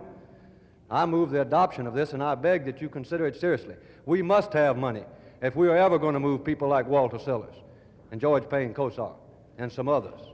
And it's going to take some action here 4 years straight, hand running, 365 days a year. Not Red Ferguson and Ray Smithart and Claude Bruton up here for 3 months while the legislature is in session. Frank Shanahan told me standing at the door yesterday morning, said, Flint, you did not, by any means, start in time to do anything. The MEA and the NAM did not win this workman's compensation fight. You people lost it because we did not have enough people active. You have 1 minute, brothers. And because of a passive attitude of some people that maybe think that their membership cannot be talked to straightforward and honest. And if they are not, we're going to have fewer people associated with us instead of more. I thank you. Brother Beckham. Just a minute. Brother Beckham. Mr. Chairman, State T.G. your name, Beckham, IBEW 1493 Jackson. I believe my good brother over here is a little bit disturbed about the Cope situation. If he knew the Taft-Hartley law, he would know that the dollar contribution that Cope asks cannot be spent other than in the way that the law says it can be spent, and that is for candidates to the National Congress, Vice President, and President. Now, I believe that if we would go back to our respective locals and present the problem to them, that this money will be used in the state of Mississippi alone, then our people would respond. And making it mandatory, I'm against that. I will concur in the resolution as it was presented first. Thank you. Brother over here. Mr. Chairman, State your name and local, I'm please. E.V. Edwards, 3517 CWA in Tupelo, Mississippi. I rise to speak in opposition to this amendment for the purpose that, if you will read between the lines of it, that it practically doubles your per capita dues. It raised your per capita dues from 10 cents to 18.5 cents per member per month. We have been in a drive throughout Mississippi to organize the unorganized. When I say the unorganized, I'm talking about local unions that are unorganized. Local unions that are not in this union of unions. This union of unions being the Mississippi Labor Council in Mississippi. And as one speaker before me stated, that we have 6 more locals in the state of Mississippi that are not members of the Mississippi Labor Council than are members. I think Ray Smithart has done a good job, but he has a long ways to go in going out and contacting these locals and getting them in to the Mississippi Labor Council. I'm sure that some of the unions, local unions that Ray has gotten into this organization have come in under the 10-cent dues, that they probably, if he had to go back to them and tell them, now we're practically doubling your dues, that we wouldn't get as much money under the 18.5 cents per month per member in 1960 between now and our next convention as we will get under 10-cent dues. I'm like Brother Beckham. I think that we can go back with a program to our people. And CWA in Mississippi, I understand, has all but 2 locals in the state of Mississippi affiliated with the Labor Council. So it's not CWA in Mississippi that's not members of the council. I think we have a great job to do. And I don't believe that we can go out and do that job with 18.5 cents per member per month. But I think we can get those people in under a 10-cent dues and then take a program to them, a legislative program to them, and show them what it costs, and I think they will contribute to that legislative program. Thank you. Any further discussion on the amendment? Brother Hannah, you have had the floor once. I shall have to find out if there's anyone else wants it. I would Brother like to say a Bruton. few words if Brother anybody, Bruton has everybody's requested- through. Brother Bruton has requested the floor for a minute. Mr. Chairman, ladies and gentlemen, not as chairman of the committee, but as a delegate to the convention, I would rise first to say that as a mandatory proposition through resolution means of increasing the per capita to the convention, I would oppose that type of gaining of revenue, because I think that the proper procedure would be an increase in our per capita assessment upon our affiliates, handled through the proper channels of the machinery that the Constitution provides, in allowing the local unions at least 30 days' notice before they send their delegates to the convention, so that the local could make known through its delegates to this convention whether a per capita increase was desired or not. If it is followed in the proper channels of amendment to our Constitution and bylaws, I personally will support an amendment to that to double our per capita tax, because frankly I think that only through mandatory obtaining of additional revenues are we going to be able to meet the bill. I don't think a voluntary proposition will ever meet our needs. Our people will not respond voluntarily, I don't believe, based upon past experience. But in view of the fact that the constitutional provisions for increasing the revenue to this convention have not been followed, I would not support this amendment here to circumvent those constitutional provisions and thereby increase the per capita assessment upon our local unions an 8.5% additional. Brother Huff. Mr. Chairman, Ray Huff, St. Catherine's Local 699, Natchez, Mississippi, Public Sulphite. Mr. Chairman, we have just got through in our local raising our dues from $2.50 to $3 a month. It's taken us 3 months to do that. We taken into consideration our Central Labor Council dues, our per capita tax to the International Union, which is $1.75 a month, 10 cents per month per member to the Central Mississippi Labor Council, and we could only get 2 cents per month to the Natchez Central Labor Council. And we have negotiations, we have grievances and what have you, and this land disgraphic law has kind of tightened us up on a way that we can raise union dues. And if this amendment goes into effect, it will be, in my opinion, necessary at this time for St. Catherine's Local to withdraw, because we couldn't stand the economic pressure on us it would put on us. And I'd recommend that we just let it go as on a volunteer basis now. Not that I'm against the amendment, but our local wishes to stay affiliated with this council. And then if this amendment goes into effect, right now we just couldn't take it. We have too many other obligations to meet. We're broke now. And we have a convention coming up, a conference or labor convention coming up in Mobile next year, and possibly one this year. And with our obligations, we just couldn't, at this time, see it. And I'd like to see it go on a volunteer basis in case we do have the money we can donate it. And if we don't, in order for us to stay affiliated with this council, I'd like to see the amendment dropped. Brother Smithart. I know that we need more money,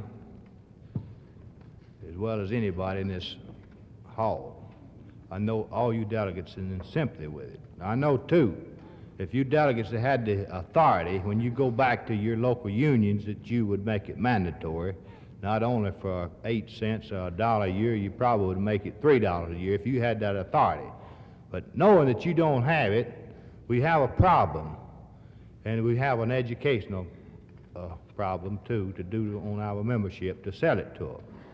Now, I've done a good bit of study about this thing. I've contacted several states. I keep up with the per capita tax of every state and what they're doing.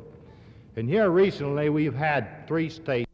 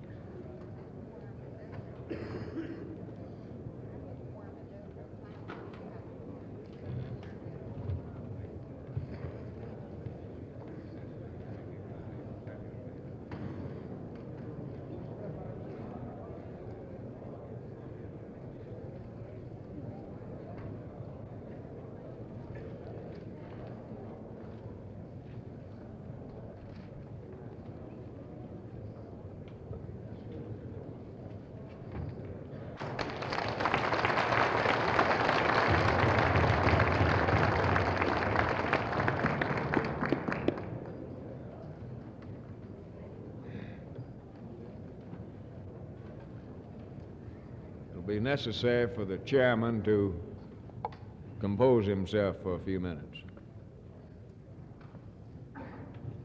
Mr. Chairman, Brother Bruton? we have a visitor in our group this afternoon that came over to meet with us, and I would like to present him to you and ask that he be recognized from the floor, please, sir. He is the Special Assistant to the Executive Director of our Mississippi Employment Security Commission, Mr. Roger Park, from up at Louisville. We're certainly glad to have him with us.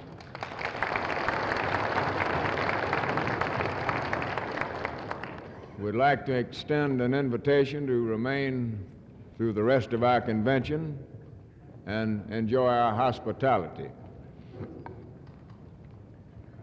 This time, I would like to name the Elections Committee.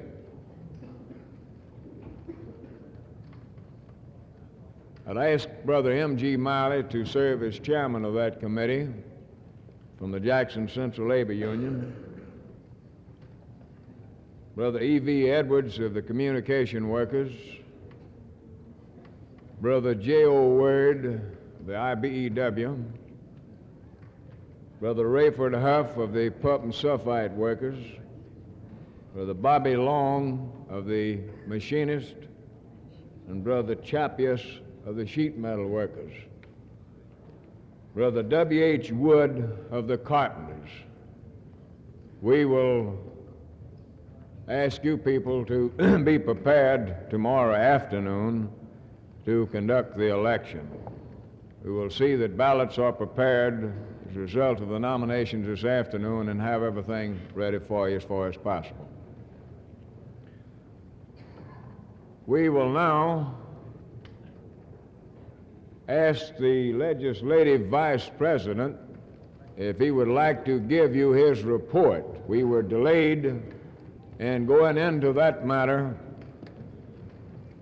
due to the arrival of the senator, and Red has been very patient and has allowed us to kind of kick him around up here a little bit. So, Red, we're going to give you an opportunity now. It might be a good time for him to come in anyway after that wonderful speech. Brother Ferguson. Thank you, Claude. Distinguished guests and ladies and gentlemen here, I had a pretty good report here I intend to make, but since yesterday morning, most of it has been made.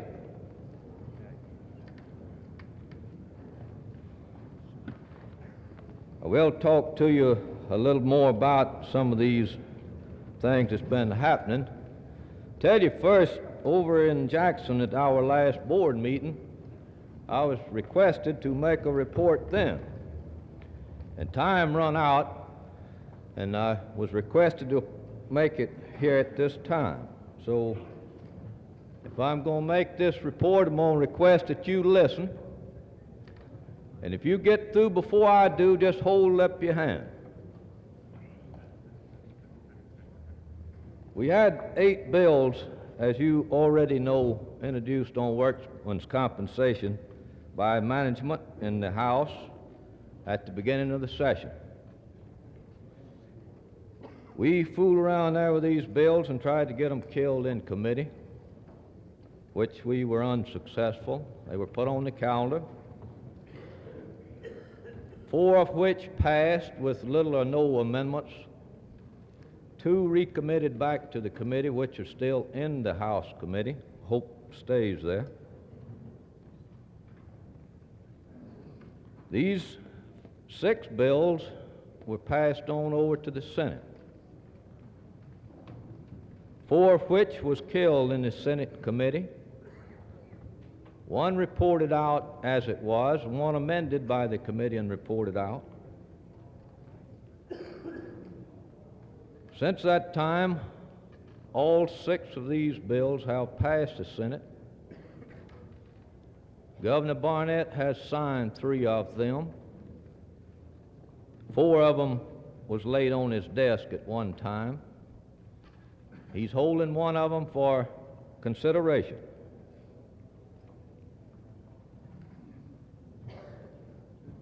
Yesterday evening, when I was over visiting with the Senate, they also passed the bill which excluded the sawmill workers from the act. The most hazardous work that we have, they're going to let these people work out there with no insurance, possibly, unless the man they're working for takes some out for them. But other than those bills, there have been many others introduced. One in the House pertaining to workman's comp, which would allow the employer to deduct, would have been a $200 deductible policy. If he would agree to pay the $200 up to $200, that would have reduced the rates. Since that time, one in the Senate's been introduced, which they call a $500 deductible, $500 deductible.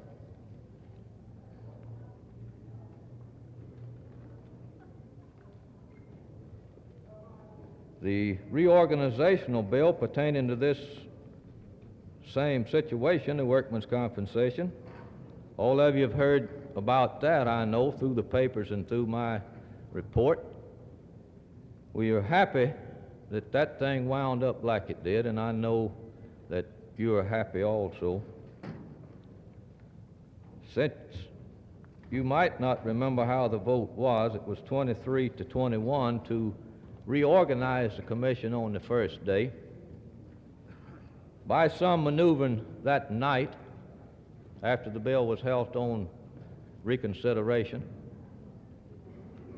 they did reconsider the next day, and the vote was 25 to 18 in favor of leaving it like it was. And as Brother Bruton mentioned to you a while ago, they were hearings held on these bills, and he appeared by my request. There were many bills introduced that we believe would reduce the rates as they were trying to do here without reducing the benefits also. They're still in the committee and no way to get them out. We'd get them out now and pass them, I don't know what kind of law we'd have. I believe that's about enough about that. I'll try to cover a few other things here that we have had before us. House Bill 281, prohibiting any or certain persons from holding office in labor organizations. And that's exactly what it did as introduced. But in committee, we happen to have 3 sympathetic people in that committee, and they were able to amend it where it covers industry management relations as well. So after we got labor and management put on the same basis, we did not object to the bill. It's passed the House, still on the Senate calendar. We did, I might say that we did get it amended a little further there too. We got the word struck out where if you were caught planning any such crime. In other words, this was elimination if you got caught and convicted of certain crimes. But we got it struck out where if you were caught just planning it, you wouldn't be under the act. Of course, anybody gets out here and talks about whipping me while they planning a crime, you know. That's what I didn't like about it. House Concurrent Resolution number 43. All of you know what that is, I'm sure. That's to put the right to work law into the Constitution. We had that thing we thought killed in committee, but we found out when the committee finally met and considered it that we didn't. We figured we had at least 7 or 8 people that would vote against bringing it out, knowing that if it came out, it would pass. I'm out on the floor, and it passed 104 to 16, 20 people not voting. We had a few bills that we got introduced other than the workman's compensation bills. One of them was to change the election day from Tuesday till Saturday. That bill was killed in the Senate committee. I think all of you realize why we were trying to get this bill passed. Since a lot of us can't vote an absentee ballot, we would be home on Saturday where we could vote without losing time from a job.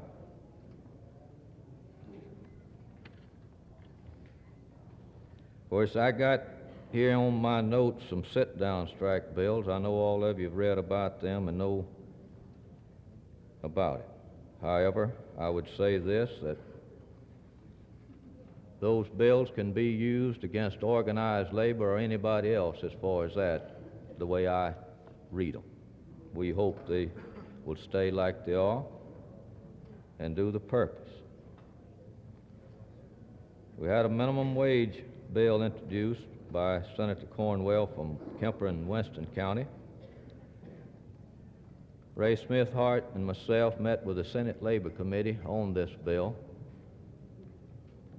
I thought at that time that they were fixing to report it out. However, they said some of management was rejecting to the bill, and they wanted to meet with them. And as far as I know, they've never met with them. I know they hadn't passed the bill out.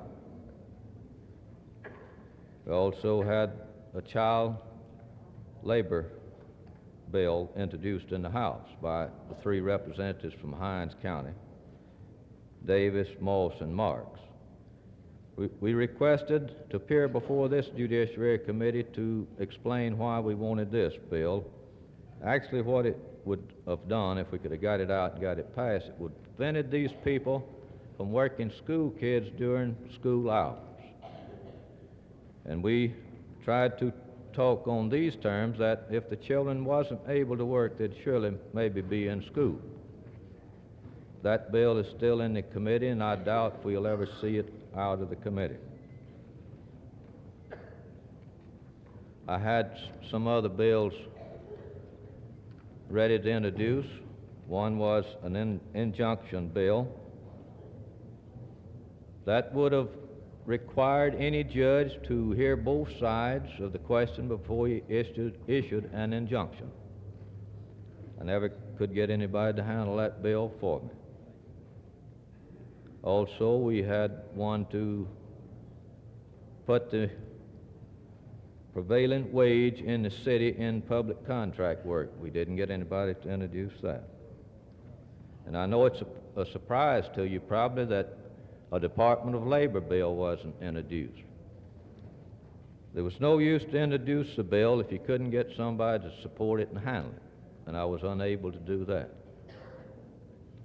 That about covers my report as to the bills that we have been actually interested in or taking a part in one way or the other. I want to say this, that I appreciate all of you people that have helped me, assisted me in this fight. I don't think we have done the job that we could have done. Probably never will, but we can do better than we done this time, I'll say that. If we put our shoulder to the wheel and start pushing now. I want to say this in regard to what was said yesterday about the legislature. I'll have to agree with Mr. Shanahan that made his speech here. I think there's as fine a bunch of people in the legislature this time as I ever met. The only thing, the opposition got them educated before we got to them. A fine bunch of people up there, young boys that could have been educated if we'd had the money to got out like our opposition did after they were elected and sold them our ideas and our points. But we didn't do that, and we resulted in getting a lot of stuff passed that we didn't like. I hope between now and 62 that we can lay some groundwork, be ready for them when they come back here in 62, or when they come back to Jackson in 62, and we'll get some things undone that they done for us this time. Claude, I believe that's about all I've got to say. Thank you for listening, and I hope I enlightened you a little bit.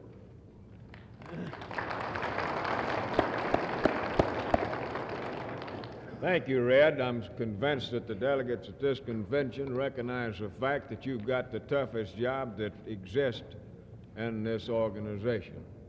That's attempting to get something done as far as labor's concerned in the legislature at the present time. It's almost an impossibility. And of course, we've discussed that matter several times, and I suppose that most of you have read the report that I put out in behalf of your executive board, and I did deal some on the activities of Red's department myself, and made mention of the fact that as far as I was concerned and felt that you felt the same way, that this legislature couldn't adjourn too soon, and I'm still of that frame of mind. And unfortunately, at least so I believe, I was misquoted by the press yesterday in calling the legislature as being a lousy legislature. It wouldn't do any good for me to try to ask them to retract that statement, but since that's what they want to refer to as a lousy legislature, that's all right with me, because they've certainly passed some lousy legislation, and I think all of us will agree to that part.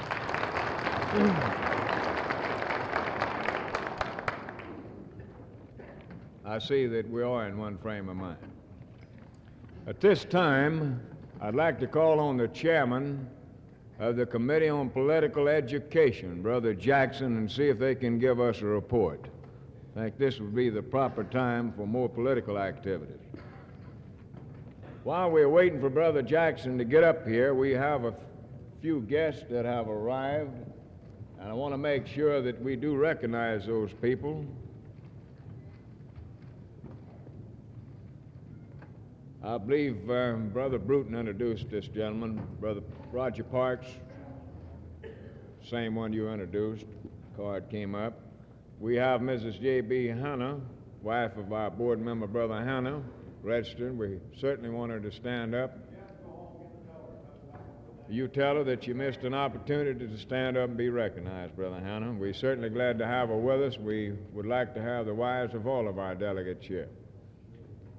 Brother Robert H. Williams from Baton Rouge, son of our Regional Director, Lige Williams. Is he here yet? I met him outside. Where's he at? Give me out, I guess. Well, we're certainly glad to have Lige's son over here also. This time we will hear from the Committee on Political Education, Brother James Jackson, Chairman. Thank you, Brother Ramsey. Before I read the resolution that the Cope Committee considered, I would ask all the people assembled in this hall to look to the back part of the hall, please. On the right-hand side, you'll notice a minimum wage poster on a board. Several other posters there. Just under those posters are quite a variety of literature on political education. There's some voting records and a lot of other pertinent information that could be used in your local unions. The Cope Committee requests that you get as much of that literature as you so desire and carry it to your people for use. Now we'll get down to the resolution, which is resolution number 3. It was submitted by the Executive Board. Its title, Political Education Cope. In compliance with the First Constitutional Convention bylaws, which authorized and directed the Mississippi Labor Council, AFL-CIO, to establish a statewide committee on political education, COPE, and to provide assistance and direction in the establishment of active and effective COPEs on the central body and local union level. Outstanding progress has been made in several sections of the state, resulting in a substantial increase in the number of labor's friends elected to public offices. Unfortunately, however, COPE's efforts in Mississippi, particularly in the legislature, thus far has failed to achieve the success necessary to obtain enactment of liberal, progressive legislation for the benefit of the vast majority of the state's citizens. And whereas reactionary and conservative elements in both houses, dominated by selfish big business interests, retain control labor's bills are given little or no consideration by the present leadership and its various committees. And whereas labor, through no fault of its own, has been driven from the collective bargaining table into an all-out struggle for survival in the legislative halls of the state and nation, the FL-CIO is committed to political action through COPE as a matter of necessity to preserve the American trade union movement. And whereas politics affects virtually all realms of human activity, schools, roads, income, cost of living, taxes, so on and so forth, to the extent that its impact on family welfare is felt keenly in the home, union women and wives of members are becoming increasingly aware of the influence of politics in their daily lives and have been encouraged to assume their rightful place in COPE's program. The hundreds of volunteer hours spent by women in assisting the trade union movement in its political mission deserve the commendation and thanks of all members. Their interest and devotion to duty, their energy and zeal for good government is an inspiration to all citizens. Their valuable contribution in the service of democracy is appreciated. And whereas in Mississippi, by adopting uniform COPE bylaws on the state and area levels, the FL-CIO has laid the foundation for an effective program of political education and action. And whereas the aspect of COPE support of candidates is emphasized, for too many years, political opportunists and demagogues in Mississippi have failed to live up to pre-election promises to serve all the people. Platforms have been used only to run on and not act on. It is time for the politicians to realize the FL-CIO henceforth will refuse to be taken for granted, that it will be concerned more with a candidate's record and views than promises.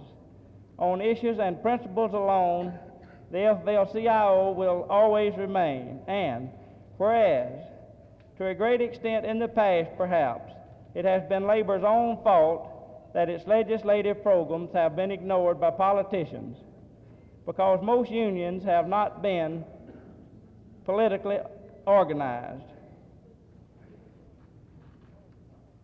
Members have not fully participated in elections because they were not registered or informed on the issues.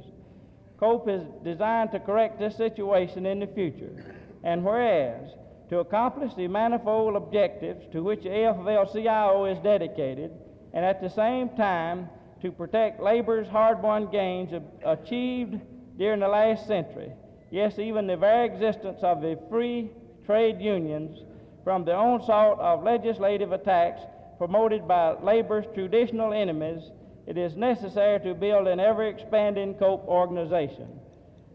Now, therefore, be it resolved that this fourth annual convention of the Mississippi Labor Council, FL-CIO, reaffirms the need for more effective political education and action at all levels and strongly urges that, number one, all international and local unions lend all-out aid, assistance, and support to the state and area COPEs as provided in the appropriate bylaws.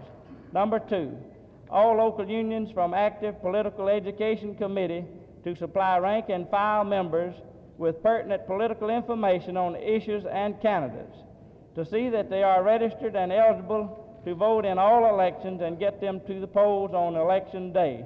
Number three, the state COPE continued to direct and coordinate the work of affiliates in all major phases of the programs as outlined in the bylaws. Number four, the women of the labor movement be further mobilized through the Women's Activities Department of each Central Labor Union COPE to the end that this important segment of labor will join fully in implementing the FL-CIO's effort in the political field. And number five, the state COPE continue to make available to all FL-CIO members appropriate voting records and views of candidates who aspire to public office, along with all possible information on political issues which affect the social and economic welfare of the working people in all sections of the state. Mr. Chairman, the Committee on COPE concurs in this resolution, and I move its adoption. You've heard the committee's report. The motion is to adopt. We have a second. Is there any discussion on the motion? If not, all in favor of the... Brother Hannah? Mr. Chairman, I think for a matter of clarification, that there should be something added to 2 or 3 of these whereases. And if you would like for me to go into it, I will. If you don't, I'll refer it and point out the changes I think ought to be added to this. The resolution's the property of the convention, Brother Hannah. You go ahead. Are you wanting the consent of the convention, or are you proposing to amend it, or what? Well, I want a point of clarification, and I think by adding something to it, that it would clarify it. Before I make the motion to refer, make this addition, if I have to, I can ask a special privilege for this, that since we're being almost castigated from several different society organizations as saying that this movement is run directly from the top level of the AFL-CIO, I think we should be consistent in the whereases in this resolution, along with the first part and introduction of the resolution. And Brother Hanner, could I ask you a question at this point? Yes. Are you referring to the part where the whereases do not have the word Mississippi Labor Council? Yes. I would concur in that remark. Well, yes. on I would be in favor of inserting the word Mississippi Labor Council. It wouldn't need to go in all of them. It wouldn't need to go in all of them because you've got the 2 separated at certain levels.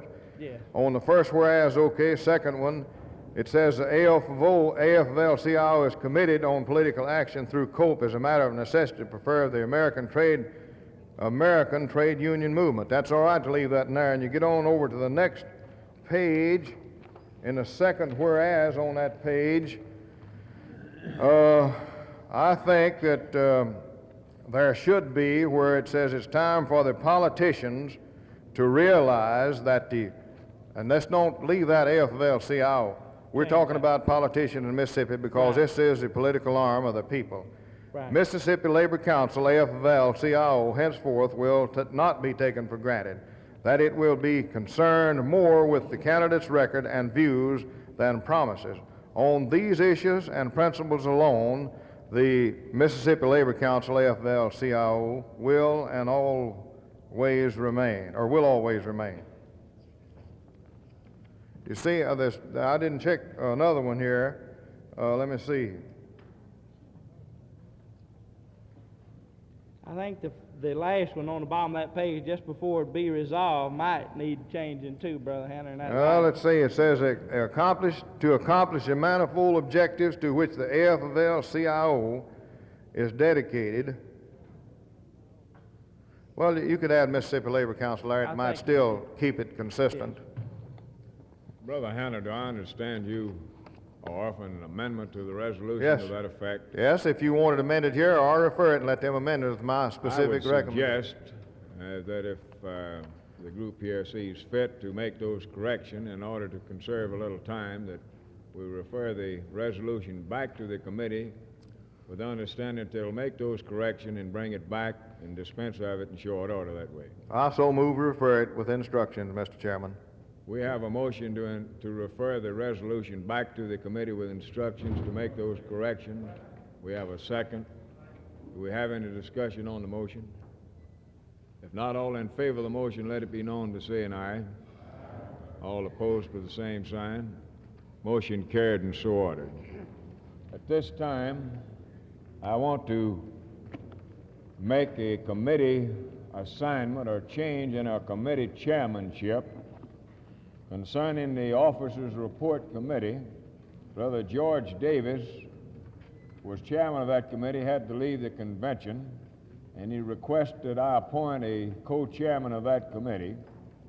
And Brother Harmon McGee has agreed to act as a co-chairman. And he asked me to announce that he would meet with that committee here in this hall tomorrow morning at 9 o'clock. I want to get that out because there's much going on here. I'm afraid I'll let it slip. At this time, we will ask the chairman of the Constitution and Bylaws Committee if that committee is ready to give us a report.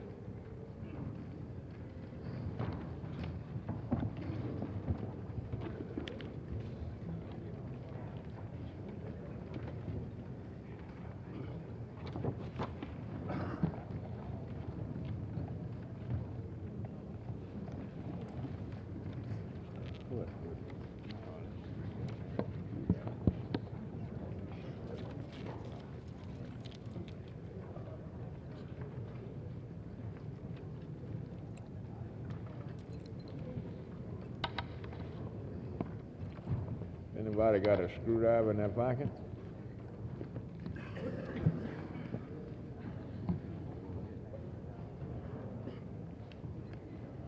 Mr. Chairman, delegates to the convention, this committee has already reported out resolution number 1. You were told at that time it was part of the original resolution number 1 and that there would be another resolution which subject would be conventions, which is resolution number 1A. You're supposed to have copies of that on your tables. It was not in your kit to begin with, but it's supposed to be on your tables, resolution number 1A.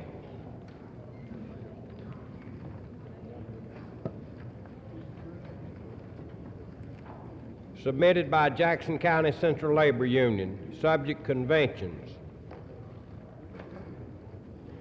Whereas, the number of conventions and meetings necessary to carry on our international, national, and state labor organization business is increasing, and whereas the cost of participating in said meetings and conventions is a continuing and increasing burden upon the resources of the local unions, and whereas each local union would also benefit from a 2-year convention by reduction of the expenses of delegates each alternate year, and whereas the value of planning and pursuing that plan for longer than a 1-year period being recognized, and whereas the need of participation in the legislative and political program of our state being necessary, and whereas it is our firm belief that our state labor council can be operated more efficiently and effectively on a 2-year basis as opposed to a 1-year basis, and whereas the savings to the State Labor Council's resources resulting from a 2-year convention would be a tremendous amount,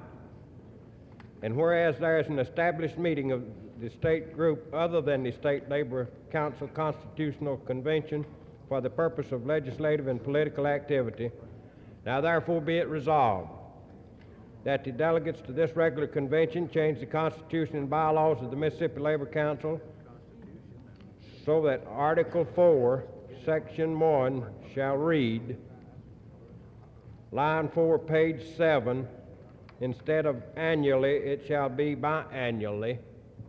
I'll give you a moment to get your Constitution and bylaws if you care to look on while I read these changes.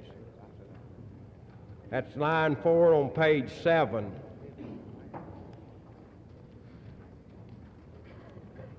And you can identify the line by the numbers on the sideline of the page. That identifies what line it is in order that you won't be confused.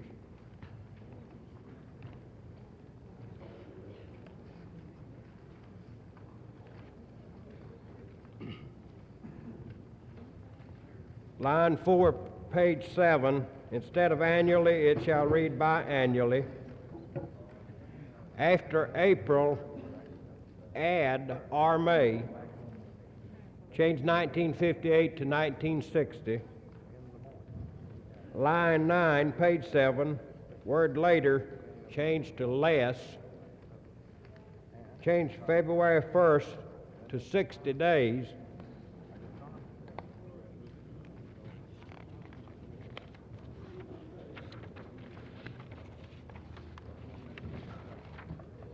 Be it further resolved that a new section 1A be added to Article 4 immediately following section 1 of the Constitution and bylaws to read as follows. The Executive Committee of the Mississippi Labor Council shall call an educational legislative conference during the year when there is no regular constitutional convention of the council at the most appropriate time they deem necessary. Be it finally resolved that this constitutional change be made effective immediately upon adoption. Mr. Chairman, the committee concurs in this resolution, and I move you the adoption. You've heard the committee's report. The motion is to adopt. We have a second to the motion. The proposition before you is simply that if you adopt the committee's recommendation, then you will go to a 2-year constitutional convention arrangement. In between, you will have a legislative convention instead as you operate now. Am I right, Brother Chairman? That's the intent of the committee's report. I just wanted to clarify what's before you. Brother Hanna. Mr. Chairman, I would move that we refer this back to the committee, further add delaying any action on this resolution until in the morning. If I can get a second, I'd like to talk on it. I'll second that, Mr. Chairman. All right, Brother Hanna. Mr. Chairman, being a member of the executive board and somebody always jumping on me, I had a lot of them jump on me yesterday and last night and this morning with reference to action on that other one yesterday. Resolution 1, originally from the Jackson Central Body, was in the kits. Although Resolution 1, and I told some of the committees that we was going to refer it back to them to separate the two subject matters. And we find, after checking the Constitution and bylaws, I do, that it's entirely possible, and I believe that the officers and executive board members of this council have been a little derelict in their duties, or was an oversight at least by us, and we might as well admit that we haven't abided by the Constitution and bylaws pertaining to Resolution 1, or the two issues, the changing the time or term of office and also the convention. And I say that because any amendments to the Constitution must either be sent in by a secretary of a local union or a central body or the executive board by the 1st of February of each year under your present bylaws, and that all these changes must be mailed to every local union by the 15th of February.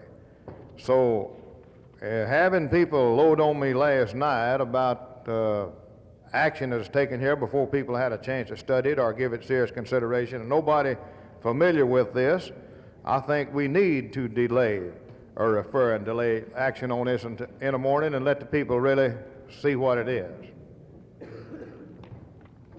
You offered a motion to defer action on this resolution, and I pointed out the basis of your finding. Brother Beckham. Well, I believe you have a motion, Mr. Chairman, if you want to dispose of that motion, when the time to Well, discuss he hasn't it. offered the motion. The motion is before the House to defer it. Well, Mr. Chairman, I would like to make another motion. I made one yesterday, and the reason that I made it was because this was a serious problem that would confront every local union within this state. And as I have stated, and as when the bylaws, the Constitution and bylaws was drawn up for merger, it was pointed out, we argued that point then, for a 2-year term. And the statement was made, do a good job and you won't be moved. I still believe that. I believe that both of these resolutions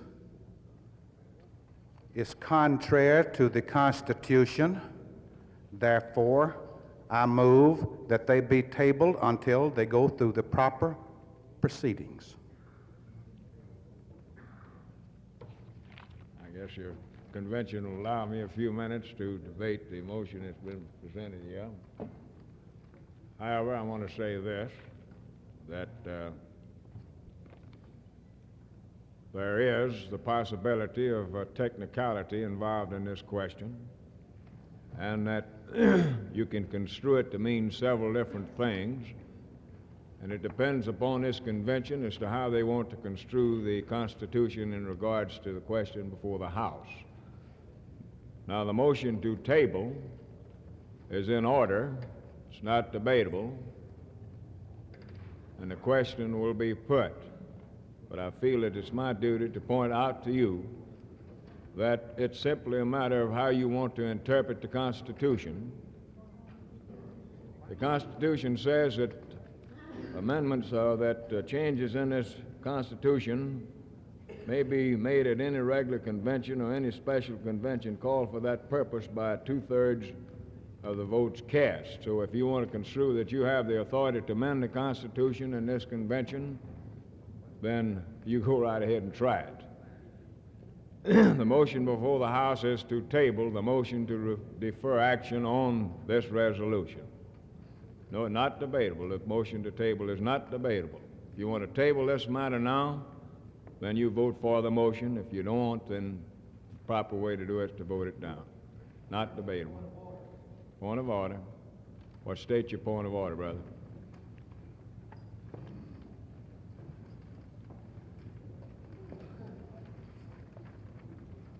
Mr. Chairman, I am Doswell, Boilermakers Local 693, Pascagoula, Mississippi.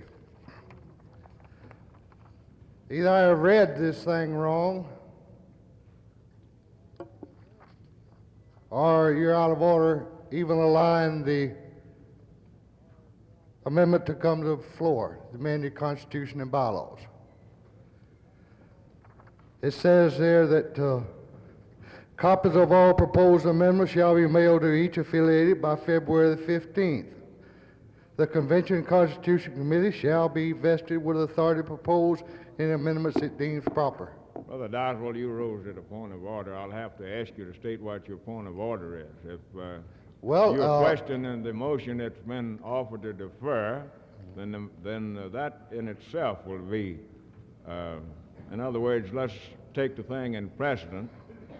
We either table it or we don't table it and take it up again. You understand what I mean? Now, you rose to a point of order. What my point of order is, Mr. Chairman, is that you're allowed it to come on the floor when it's shut, and you should have ruled it out of order. Done what now? Should have ruled it out of order because these copies was not mailed to the locals to see what they were. The way the Constitution and bylaws say they should. Your point of order is then that the chairman is out of order by allowing the resolution to come before the House? That's right. Well, in that case, the chairman has already ruled that the resolution is in order, and it'll be up to the convention to decide whether or not I'm in order or not. So at this point, I'll ask the convention to determine whether or not the chairman is correct. If you feel that the chairman is in order by allowing the resolution to come before the convention, please raise your right hand.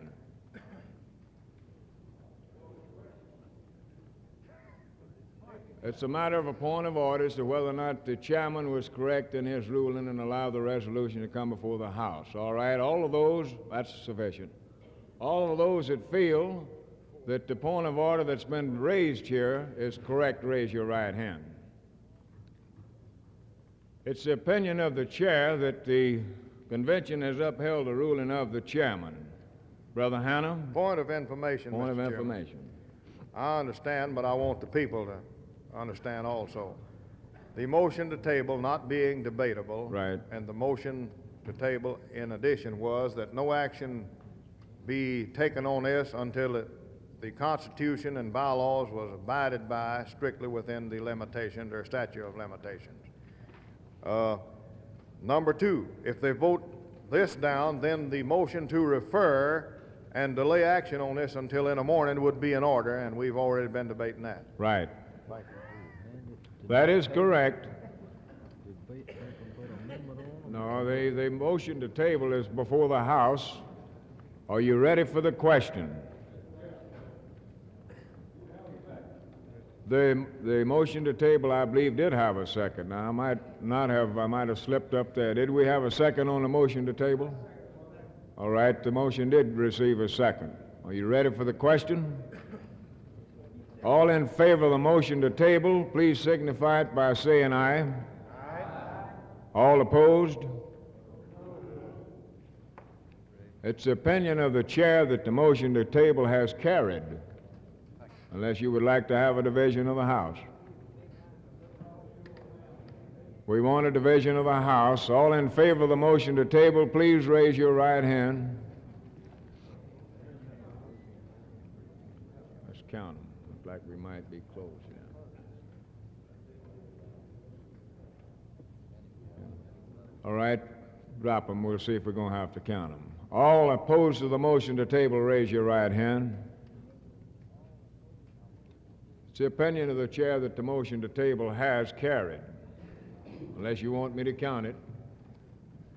You satisfied with the ruling? All right, at this point, it appears to me that this resolution has been killed by this convention, and I so rule in that direction. The motion to table until the resolution had been presented in its proper form has passed by the vote of the convention. Do I have any questions on that ruling? You have any, Brother? Brother Doggett of the Resolutions Committee will continue with his report. Mr. Chairman,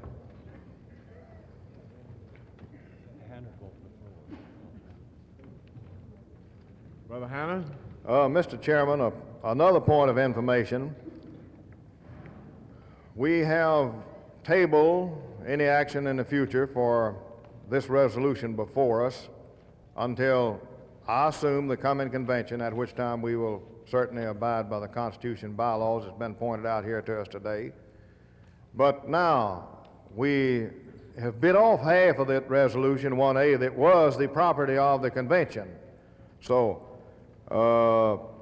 with that confronting us, either this evening or in the morning, we must take action at some time, or somebody that made the motions, I understand, to adopt the resolution that was adopted yesterday, rescind the action of this convention. So we'll be correct. Well, we're really getting into the parliamentary woods now, sure enough. The chairman has already ruled that the resolution was in order. The convention has already upheld the chairman in his position that the resolution could be considered, and I consider that as being the original resolution. Therefore, the situation is still where it is, or so I rule. I hope you follow me on that.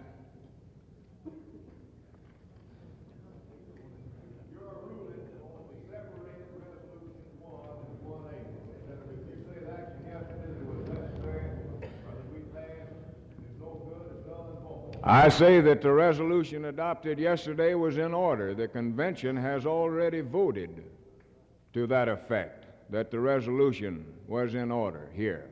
The proposition that you've killed is to consider any more part of the proposition. That's what you've done. You did it by tabling it.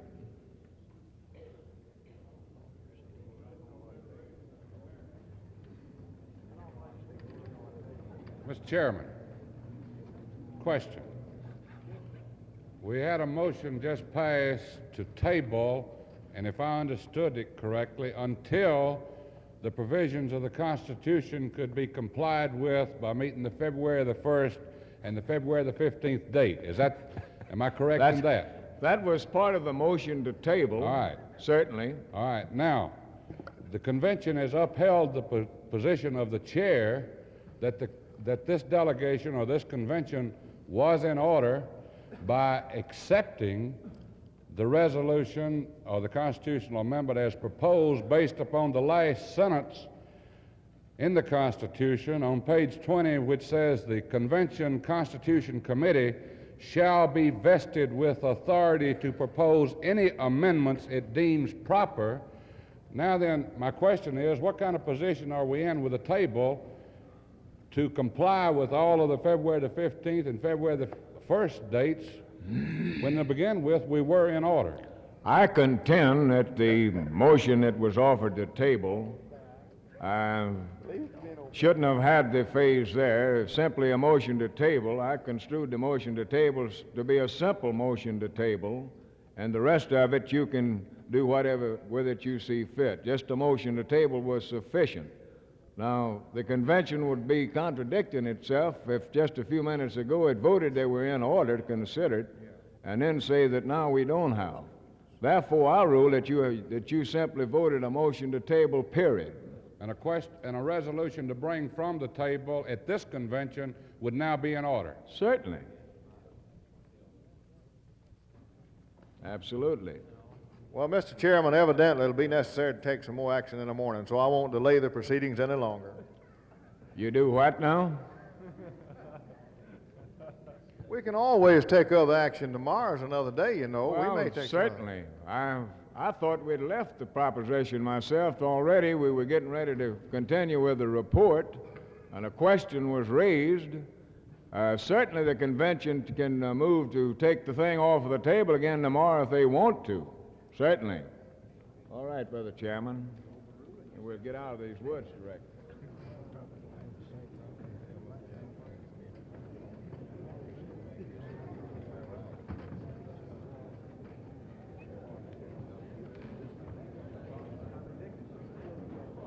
I'd like to call the delegates' attention to resolution number 10.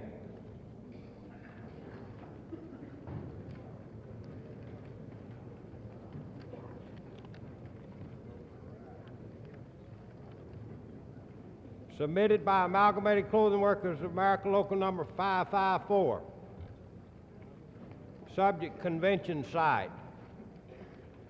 Whereas Jackson, Mississippi is centrally located to all sections of the state, and whereas hotel accommodations, restaurants, and convention halls are more adequate than can be found elsewhere, and whereas delegates may contact legislators and other state officials more readily, and whereas the 3 daily newspapers, television, and radio stations can afford more news coverage of convention proceedings, now therefore be it resolved that this 4th annual convention of the Mississippi Labor Council AFL-CIO designate Jackson, Mississippi as the permanent convention site of the Mississippi Labor Council AFL-CIO.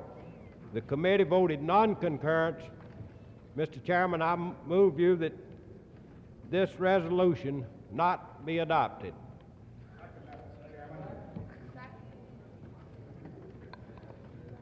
You've heard the motion made and seconded that this resolution be not adopted. Anything on the question? Do you understand the resolution? All in favor of the motion signify it with the usual voting sign. Got them both. Let me state that. I didn't know how you all been voting. All in favor of the motion signify it with the raise of the hand. Some said aye and some raised the hand. That hands down. All opposed with the same sign. Motion carried. Brother Dalton.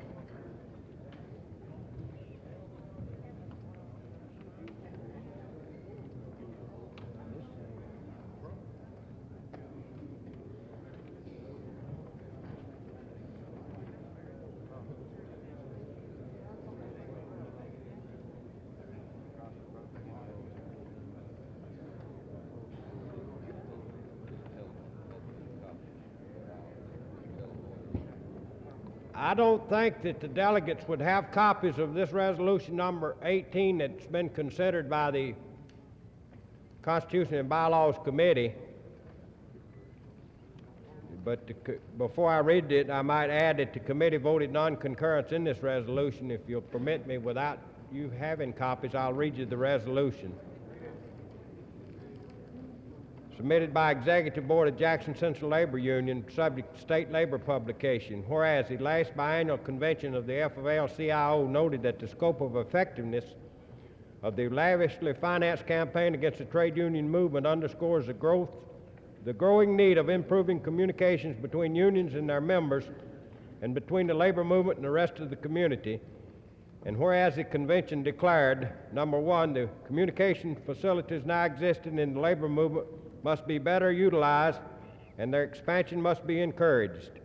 Number two, there is a need for wider support, greater circulation, and improved readership of the AFL-CIO publications and those of affiliated unions and subordinate bodies. Number three, there is need for better coordination in presenting concise, readable material in trade union publications on critical issues confronting the entire trade union movement and the nation as a whole. Number four, there is need for an expanded and improved trade union press on the state level. Whereas most of the state AFL labor organizations have a periodic publication, and whereas the Mississippi Labor Council does not have any such organ, and whereas the Mississippi Labor Federation has been in continuous publication for 25 years, and its integrity is well established, and whereas the Mississippi Labor Federation is a bona fide member in good standing of the International Labor Press, is printed in 100% union shop under the standards demanded by the Allied Printing Trades Council, AFL-CIO, and its news and editorial personnel are members of the News Writers Union having jurisdiction over this craft.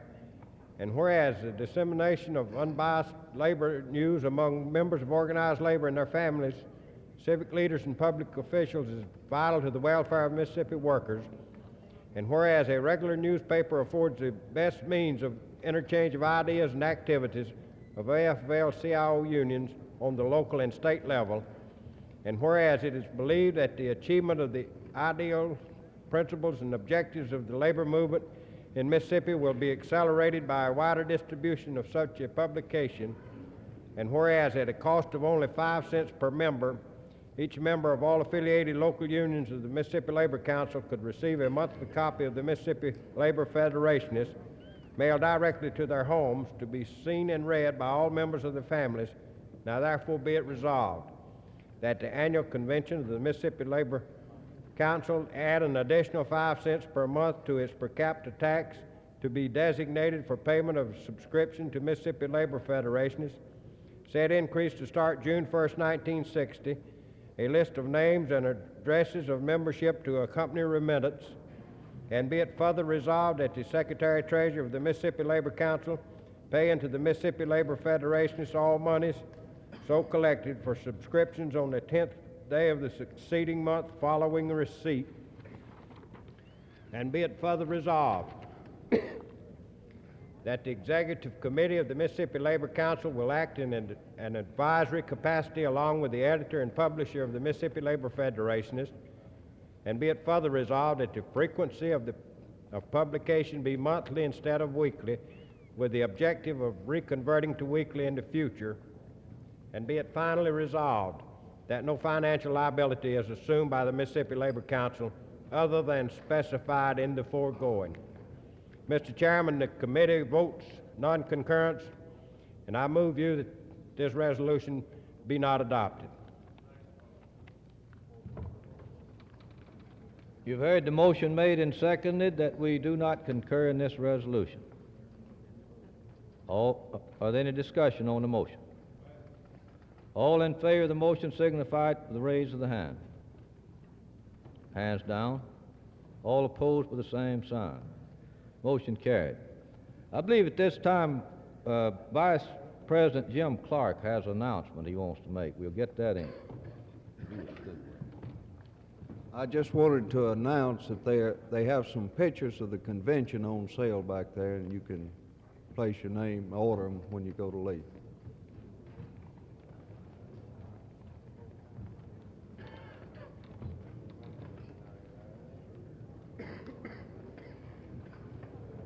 Thank you, Brother Chairman. Do we have any other committees that can give us a report or a partial report at this time? Brother Jackson, have you completed your changes? Brother Jackson has went into a huddle and will now come back with his resolution. I don't think it's necessary to read the resolution in its entirety unless the delegate chair wish. We'll just let him go through it and give you the corrections. That okay? No objection, go ahead. This is resolution number 3 on political education. If you'll turn to page 2 and begin looking about the middle of the first whereas, where it starts, it is time for the politicians to realize and right ahead, right after the word Mississippi Labor Council should be inserted. Then it would read Mississippi Labor Council, AFL-CIO.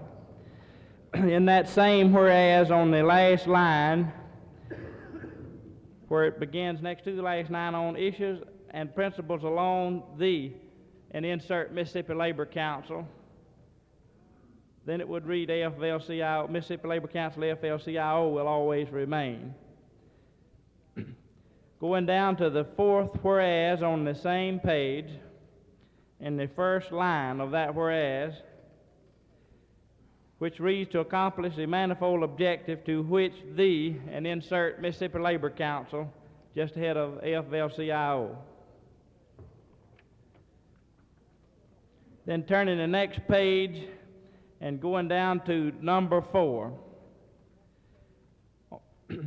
On the last line of number 4, where it says, in implementing the Mississippi Labor Council should be inserted just ahead of AFL-CIO in the number 4. That concludes the corrections as instructed, and at this point I move the adoption of this resolution as corrected. You've heard the committee's recommendation, motion to adopt. We had a second. Are you ready for the question? You want discussion? This was a matter that was referred back to the committee. You ready for the question? All in favor of the motion, let it be known by saying aye. All opposed? Motion carried and so ordered.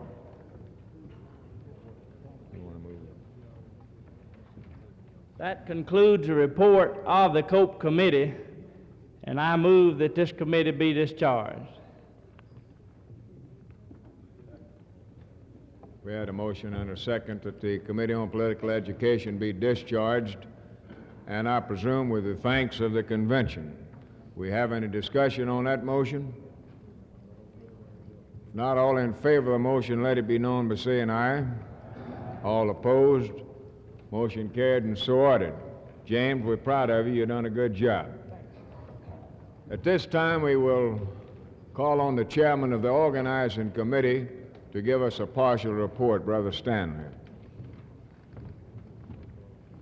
This morning, passed out by the Sergeant of Arms at each place was resolution number 20. Would you please look at that resolution?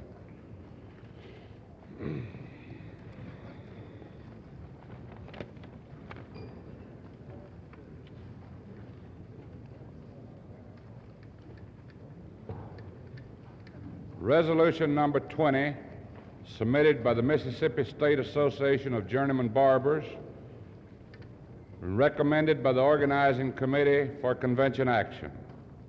Whereas a situation exists relative to the barber industry which is causing grave concern to union barbers in that barbers are only about 25% organized in the 10 cities in Mississippi which have local unions. And whereas it is felt that much progress could be made if all segments of organized labor would patronize union barber shops or urge their barbers, if he is non-union, to join the union.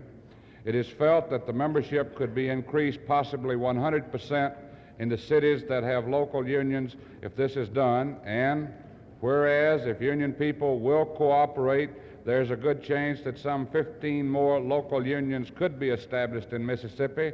Now therefore be it resolved that all segments of organized labor be urged to support this cause and wherever possible patronize union shops in such a manner that a distressing situation can be given a great measure of relief, and be it finally resolved that a copy of this resolution be sent to each local union affiliated with the State Labor Council. Mr. Chairman, on behalf of committee, I move the adoption of resolution number 20. You've heard the committee's report. The motion is to adopt. We had a second, I believe. Do we have any discussion on the motion? Chairman. State your Bobby name, Long, the machinist, local 2008, Clarksdale, Mississippi.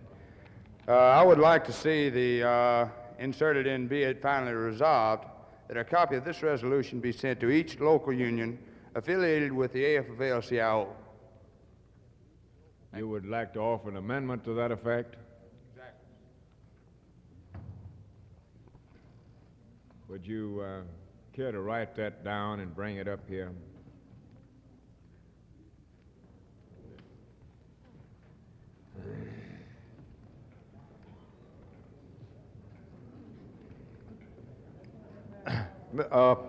Question, Mr. Chairman.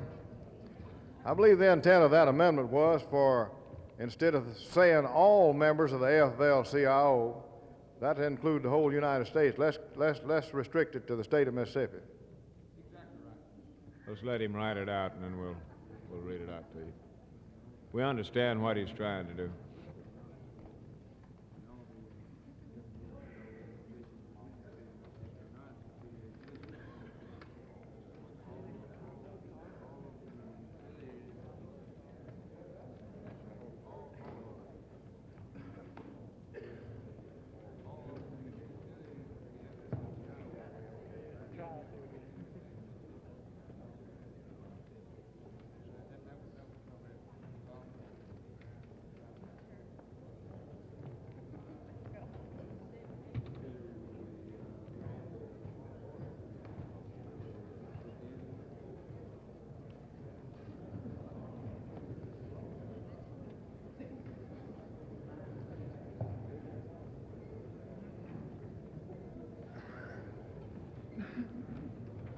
The amendment offered by the brother is as follows.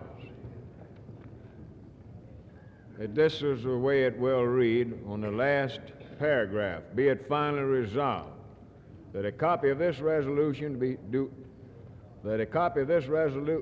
be sent to each local union affiliated with the AFL-CIO within the state of Mississippi. We did have a second to that amendment. You can make that change there. Yes, I say you can make that change and the amendment will be before the House.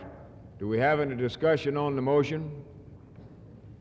If not, all in favor of the motion to amend, please signify it by saying aye. Aye. All opposed? Motion carried and so ordered. Now we'll vote on the amended motion. Is there any discussion on the amended motion? If not, all in favor of the motion, of the amended motion, please signify it by saying aye. Aye. All opposed by the same sign. Motion carried and so ordered. All right.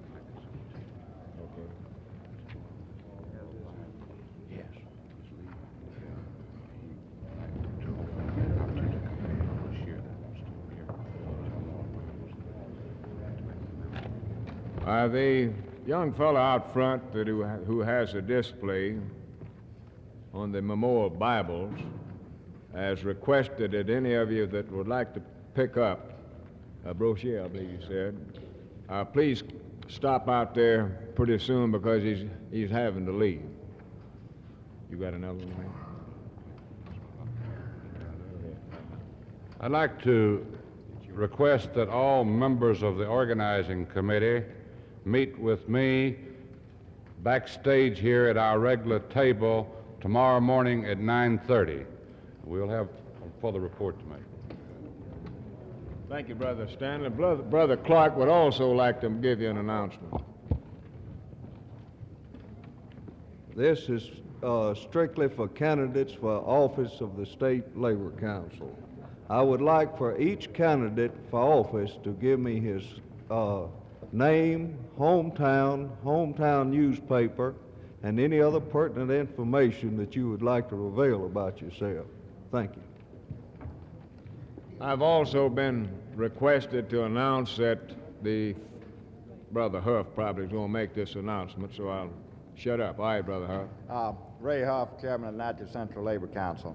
I'd like to request that all delegates from the 4th Congressional District meet here in this hall tomorrow morning at 9 o'clock, and I would also appreciate it as many members or chairmen of these committees that can not call a meeting that would involve our delegates at that time, because we had to put it off yesterday afternoon due to the fact that about 2/3 of our delegates were out in caucuses. So if they can, and then let us have this meeting tomorrow morning at 9 o'clock, we'd certainly appreciate it, because this is very important to the members from this district. I thank you. Brother Huff has called a meeting of all delegates from the 4th Congressional District at 9 o'clock in the morning. The convention controls, as far as adjourning is concerned, we've printed you up a program in an attempt to have something to go by. We have quite a bit of business yet to do to come before the convention. We have several committees that can give you a report before we adjourn. We feel that we have at least one committee that doesn't have a controversial resolution. It might not take too much time to dispose of at least one more committee report. However, if the convention would like to adjourn at this time, then it can do so, and I'll certainly recognize a motion to that effect.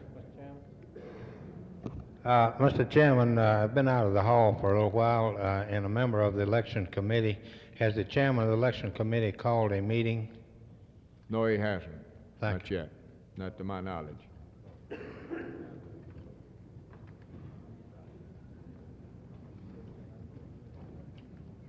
Chairman of the Social Security Committee has requested that members of that committee meet out here in the hall and meet upon adjournment.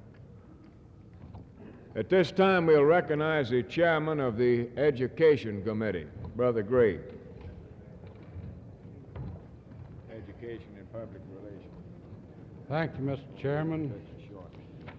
We'll hurriedly go through these. I think that they're the things that most of us would like to have in our resolution, so it will only take a short while. There should be no controversial issue in them. Resolution number 4, if you will please get that resolution out, we will take that one.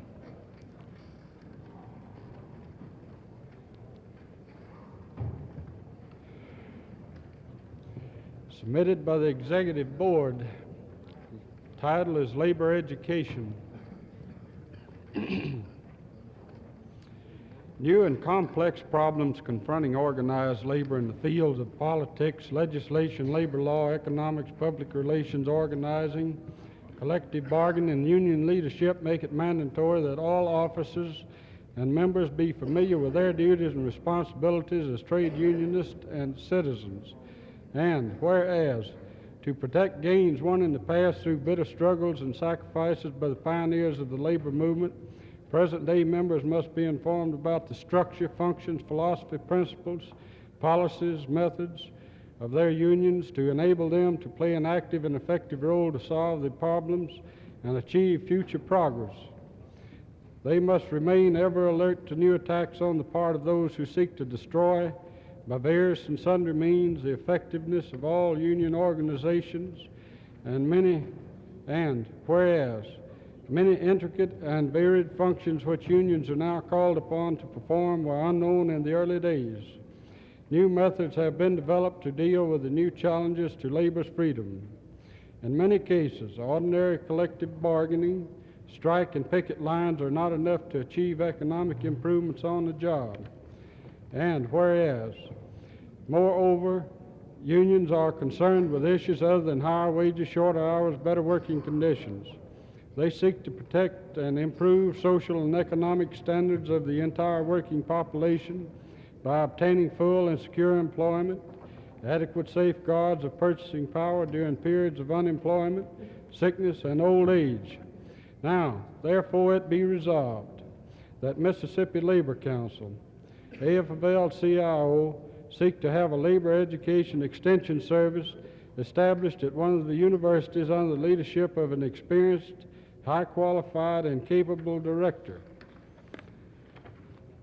Thus, labor could then begin to receive rightful and long-neglected share of educational service provided by the universities. And be it further resolved that the stated objectives of this new service would be to develop a continuing education program among trade and industrial workers to enable them to function more effectively as union members and citizens. The director would assist in organizing and conducting labor educational programs of all types based upon the needs and interests of local unions and central bodies. Mr. Chairman, the committee has concurred in this. I move that we accept this resolution. What's the number? Number 4. You've heard the committee's report. The motion is to adopt resolution number 4. We had a second, I believe. Did we not? Do we have any discussion on the motion? Mr. Chairman. Brother Hannah. I think there should be another resolve to this if you're going to seek out the endeavors of this resolution, be it finally resolved that copies of this resolution be sent to the members of the legislature and state officials.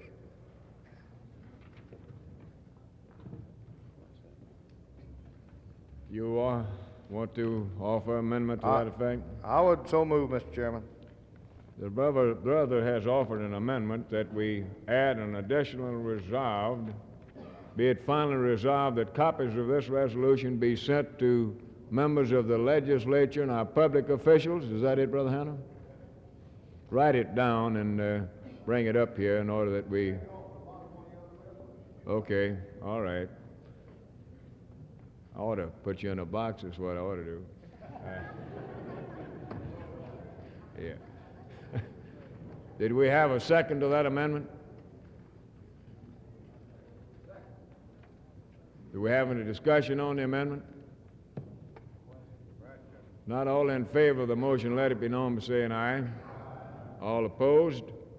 On the amended motion, do we have any discussion? If not all in favor of the motion, let it be known by saying aye. All opposed? Motion carried and so ordered. Continue, Brother Chairman.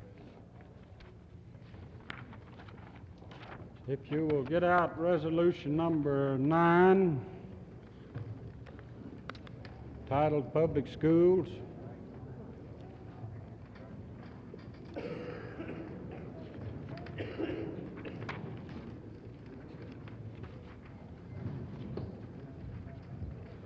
We will have some corrections as we go along in here, and I will stop at those places and correct them as we go. Submitted by the Executive Board. World history has shown that neither nations nor democracy can long survive in the midst of ignorance. It has been demonstrated that communism and other dictatorial forms of government flourish best where there is no or practically no public education. The citizenry of the country, truly, we wish to reverse that word and put it succeeding the word government. We want it to read as such: the citizenry of the country to operate the government truly and to participate equally and fully in its democratic fruits must be equipped through education to understand and appreciate common interest, rights and responsibilities, and to exercise a voice in government in, placing the in, succeeding the word government, in a manner bringing most good to the most people. One of the strongest beliefs, therefore, of organized labor is that if a democratic society is to be successful in protecting and administering all the rights of the people, the first priority must be given to educating them. And whereas the labor movement, early in its history, fought for the improvement and the elevation of public education in many ways, both directly and indirectly. One of the great milestones was the abolition of child labor and the establishment of compulsory school attendance, thereby making it necessary that all be exposed to a system of education. Likewise, it has continually sought free education for all regardless of race, creed, or color by supporting progressive and liberal candidates for legislative and administrative offices at all levels. The labor movement continues to strive for improved and realistic training to prepare all children for vocations and citizenship. And whereas Labor today is confronted with the new problems in education brought about by the same short-sighted, selfish, and conservative special privilege groups that deliberately retarded both labor and education in the earlier years. These forces with great political and financial power would deny the funds needed to pay decent salaries to qualified teachers. They would continue to permit thousands of children to assemble in unsafe, dirty, dilapidated, poorly lighted and ventilated buildings with inadequate school classrooms and facilities. The situation has become critical, and labor must fight, as in the past, for vast needed improvements. And whereas, in addition, big business propaganda minimizing and discrediting the labor movement's contributions to free public education over the years has, from time to time, appeared disguised as teaching aid pamphlets and other printed material distributed through the school system in large quantities. Even some textbooks, notably on the subject of history and civics, currently place unions in an unfavorable light. And whereas in the past, many Mississippi counties have voted excess bond levies to take care of public education's more glaring ills, nevertheless, a composite picture of our school needs compared to national averages brings the shocking realization that, number one, Mississippi ranks, insert the word last, following ranks. Mississippi ranks last among the 48 continental states in total amount of money available for operating expenses of each of its 555,263 pupils. The national average of $340 per pupil compared with this state's approximately $177 would require an additional expenditure of more than $77 million annually to close the gap. Mississippi stands 50th in the nation in the average salary scale paid in its, and there's a dollar mark there, delete the dollar mark, please. 17,440 public school classroom teachers, a basic starting salary of only $2,650 for a beginning teacher with an AB degree, and experienced increases of only $80 over a 5-year period are appalling, insufficient to attract and hold qualified personnel in this period of high cost of living. 3. Mississippi needs approximately 1,725 new classrooms, not including replacement of 3,408 classrooms, which for years have been obsolete to take care of its ever-increasing school-age population. The resultant overcrowding of existing classrooms has placed undue hardships on teachers and pupils alike.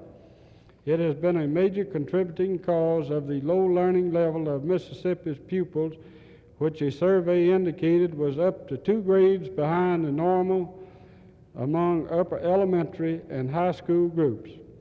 And whereas, thus, it is shockingly apparent that Mississippi lags disgracefully behind in maintaining a progressive educational system. In the modern nuclear area of scientific advances and exploration of space, it is necessary to provide firm foundation for the maintenance and establishment of freedoms for the individual, economic and social well-being for all citizens, and leadership of the nation and the world. Now, therefore, be it resolved that this 4th annual convention of the Mississippi Labor Council, AFL-CIO, deplores the present low standards of the state schools, reaffirms its support of labor's traditional policy toward education, and urges adoption of corrective measures through 1. Drastic acceleration of the building program in our schools so that outdated and unsafe accommodations will be replaced by facilities adequate to meet the modern and specialized needs of current and future educational requirements, with enough classrooms and teachers to enable pupils to be instructed in groups small enough to ensure that individuals receive maximum learning. 2. Teaching staffs comprised of professionally qualified teachers who, through training and experience, have developed a high sense of social and moral responsibility, who are free to teach the truth and who believe in and practice the concepts of freedom and democracy. 3, substantial increases in the basic salary schedule and experience increment to obtain and hold top-flight teachers. To attract competent school personnel, this state should: A, set a minimum standard of $3,600 annually for the beginning teachers with A.B. degree and raise the experience increment to at least $200 a year for a 10-year period. B, provide personal and professional security through the establishment of legal right of teachers to bargain collectively for strong tenure laws and adequate pension privileges, among other things. Through a strong union of their choice, the American Federation of Teachers, AFL-CIO, has negotiated for its teachers many worthwhile benefits which have helped raise the educational level in many other states.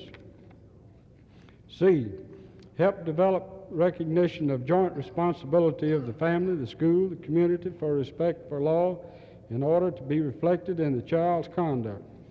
D, assure improved working conditions, including relief from clerical duties and other non-teaching assignments, a free and uninterrupted lunch period, full recognition of so-called extracurricular activities as an integral part of the school's work, and 4, a democratically administered school system which furnishes free textbooks for all children in all elementary grades and public high schools, with elimination of non-essential and more emphasis placed upon basic subjects, particularly reading, writing, spelling, mathematics, science, and 5, encouragement of greater participation of the AFL-CIO members in local school activities and parent-teachers association, representation on county school boards and textbook advisory committees on the state and local levels to help obtain textbooks and other material used in schools that will truthfully reflect organized labor's contribution to the public education and the economy as a whole, to offset the propaganda attacks against labor promoted by special interests. Recognizing the necessity for the vast increases in educational funds, place the foregoing recommendations into effect. The Mississippi Labor Council, AFL-CIO, pledges its full support to a coordinated program of more federal, state, and local financial aid to the schools through a fair and equitable tax structure based on ability to pay. However, safeguards must be written into legislation allocating supplemental federal aid for education to assure such funds are used only for specific needs and purposes and are distributed and administered under the provisions of state law.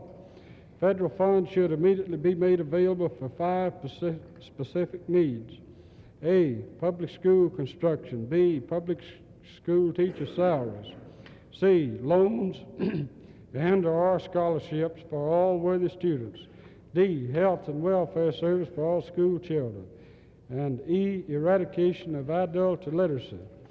Mr. Chairman, the committee concurred in this resolution with the changed wording, and I move that we accept this. You've heard the committee's recommendation, that is to adopt the resolution as corrected. Do we have a second on that motion? Do we have any discussion on the motion? Not all in favor of the motion, let it be known by saying aye. Aye. All opposed by the same sign. How many more do you have?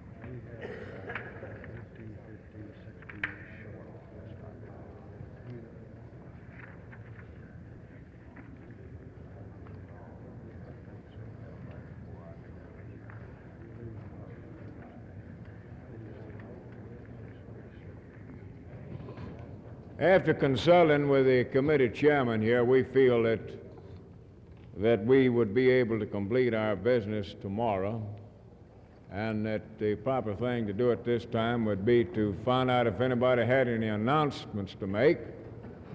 And if you don't have, we will adjourn the convention in the morning. Do we have any announcements? Any announcements? If not, the convention will stand adjourned until tomorrow morning at 10 o'clock. See you all down on the river tonight. Some may never come back.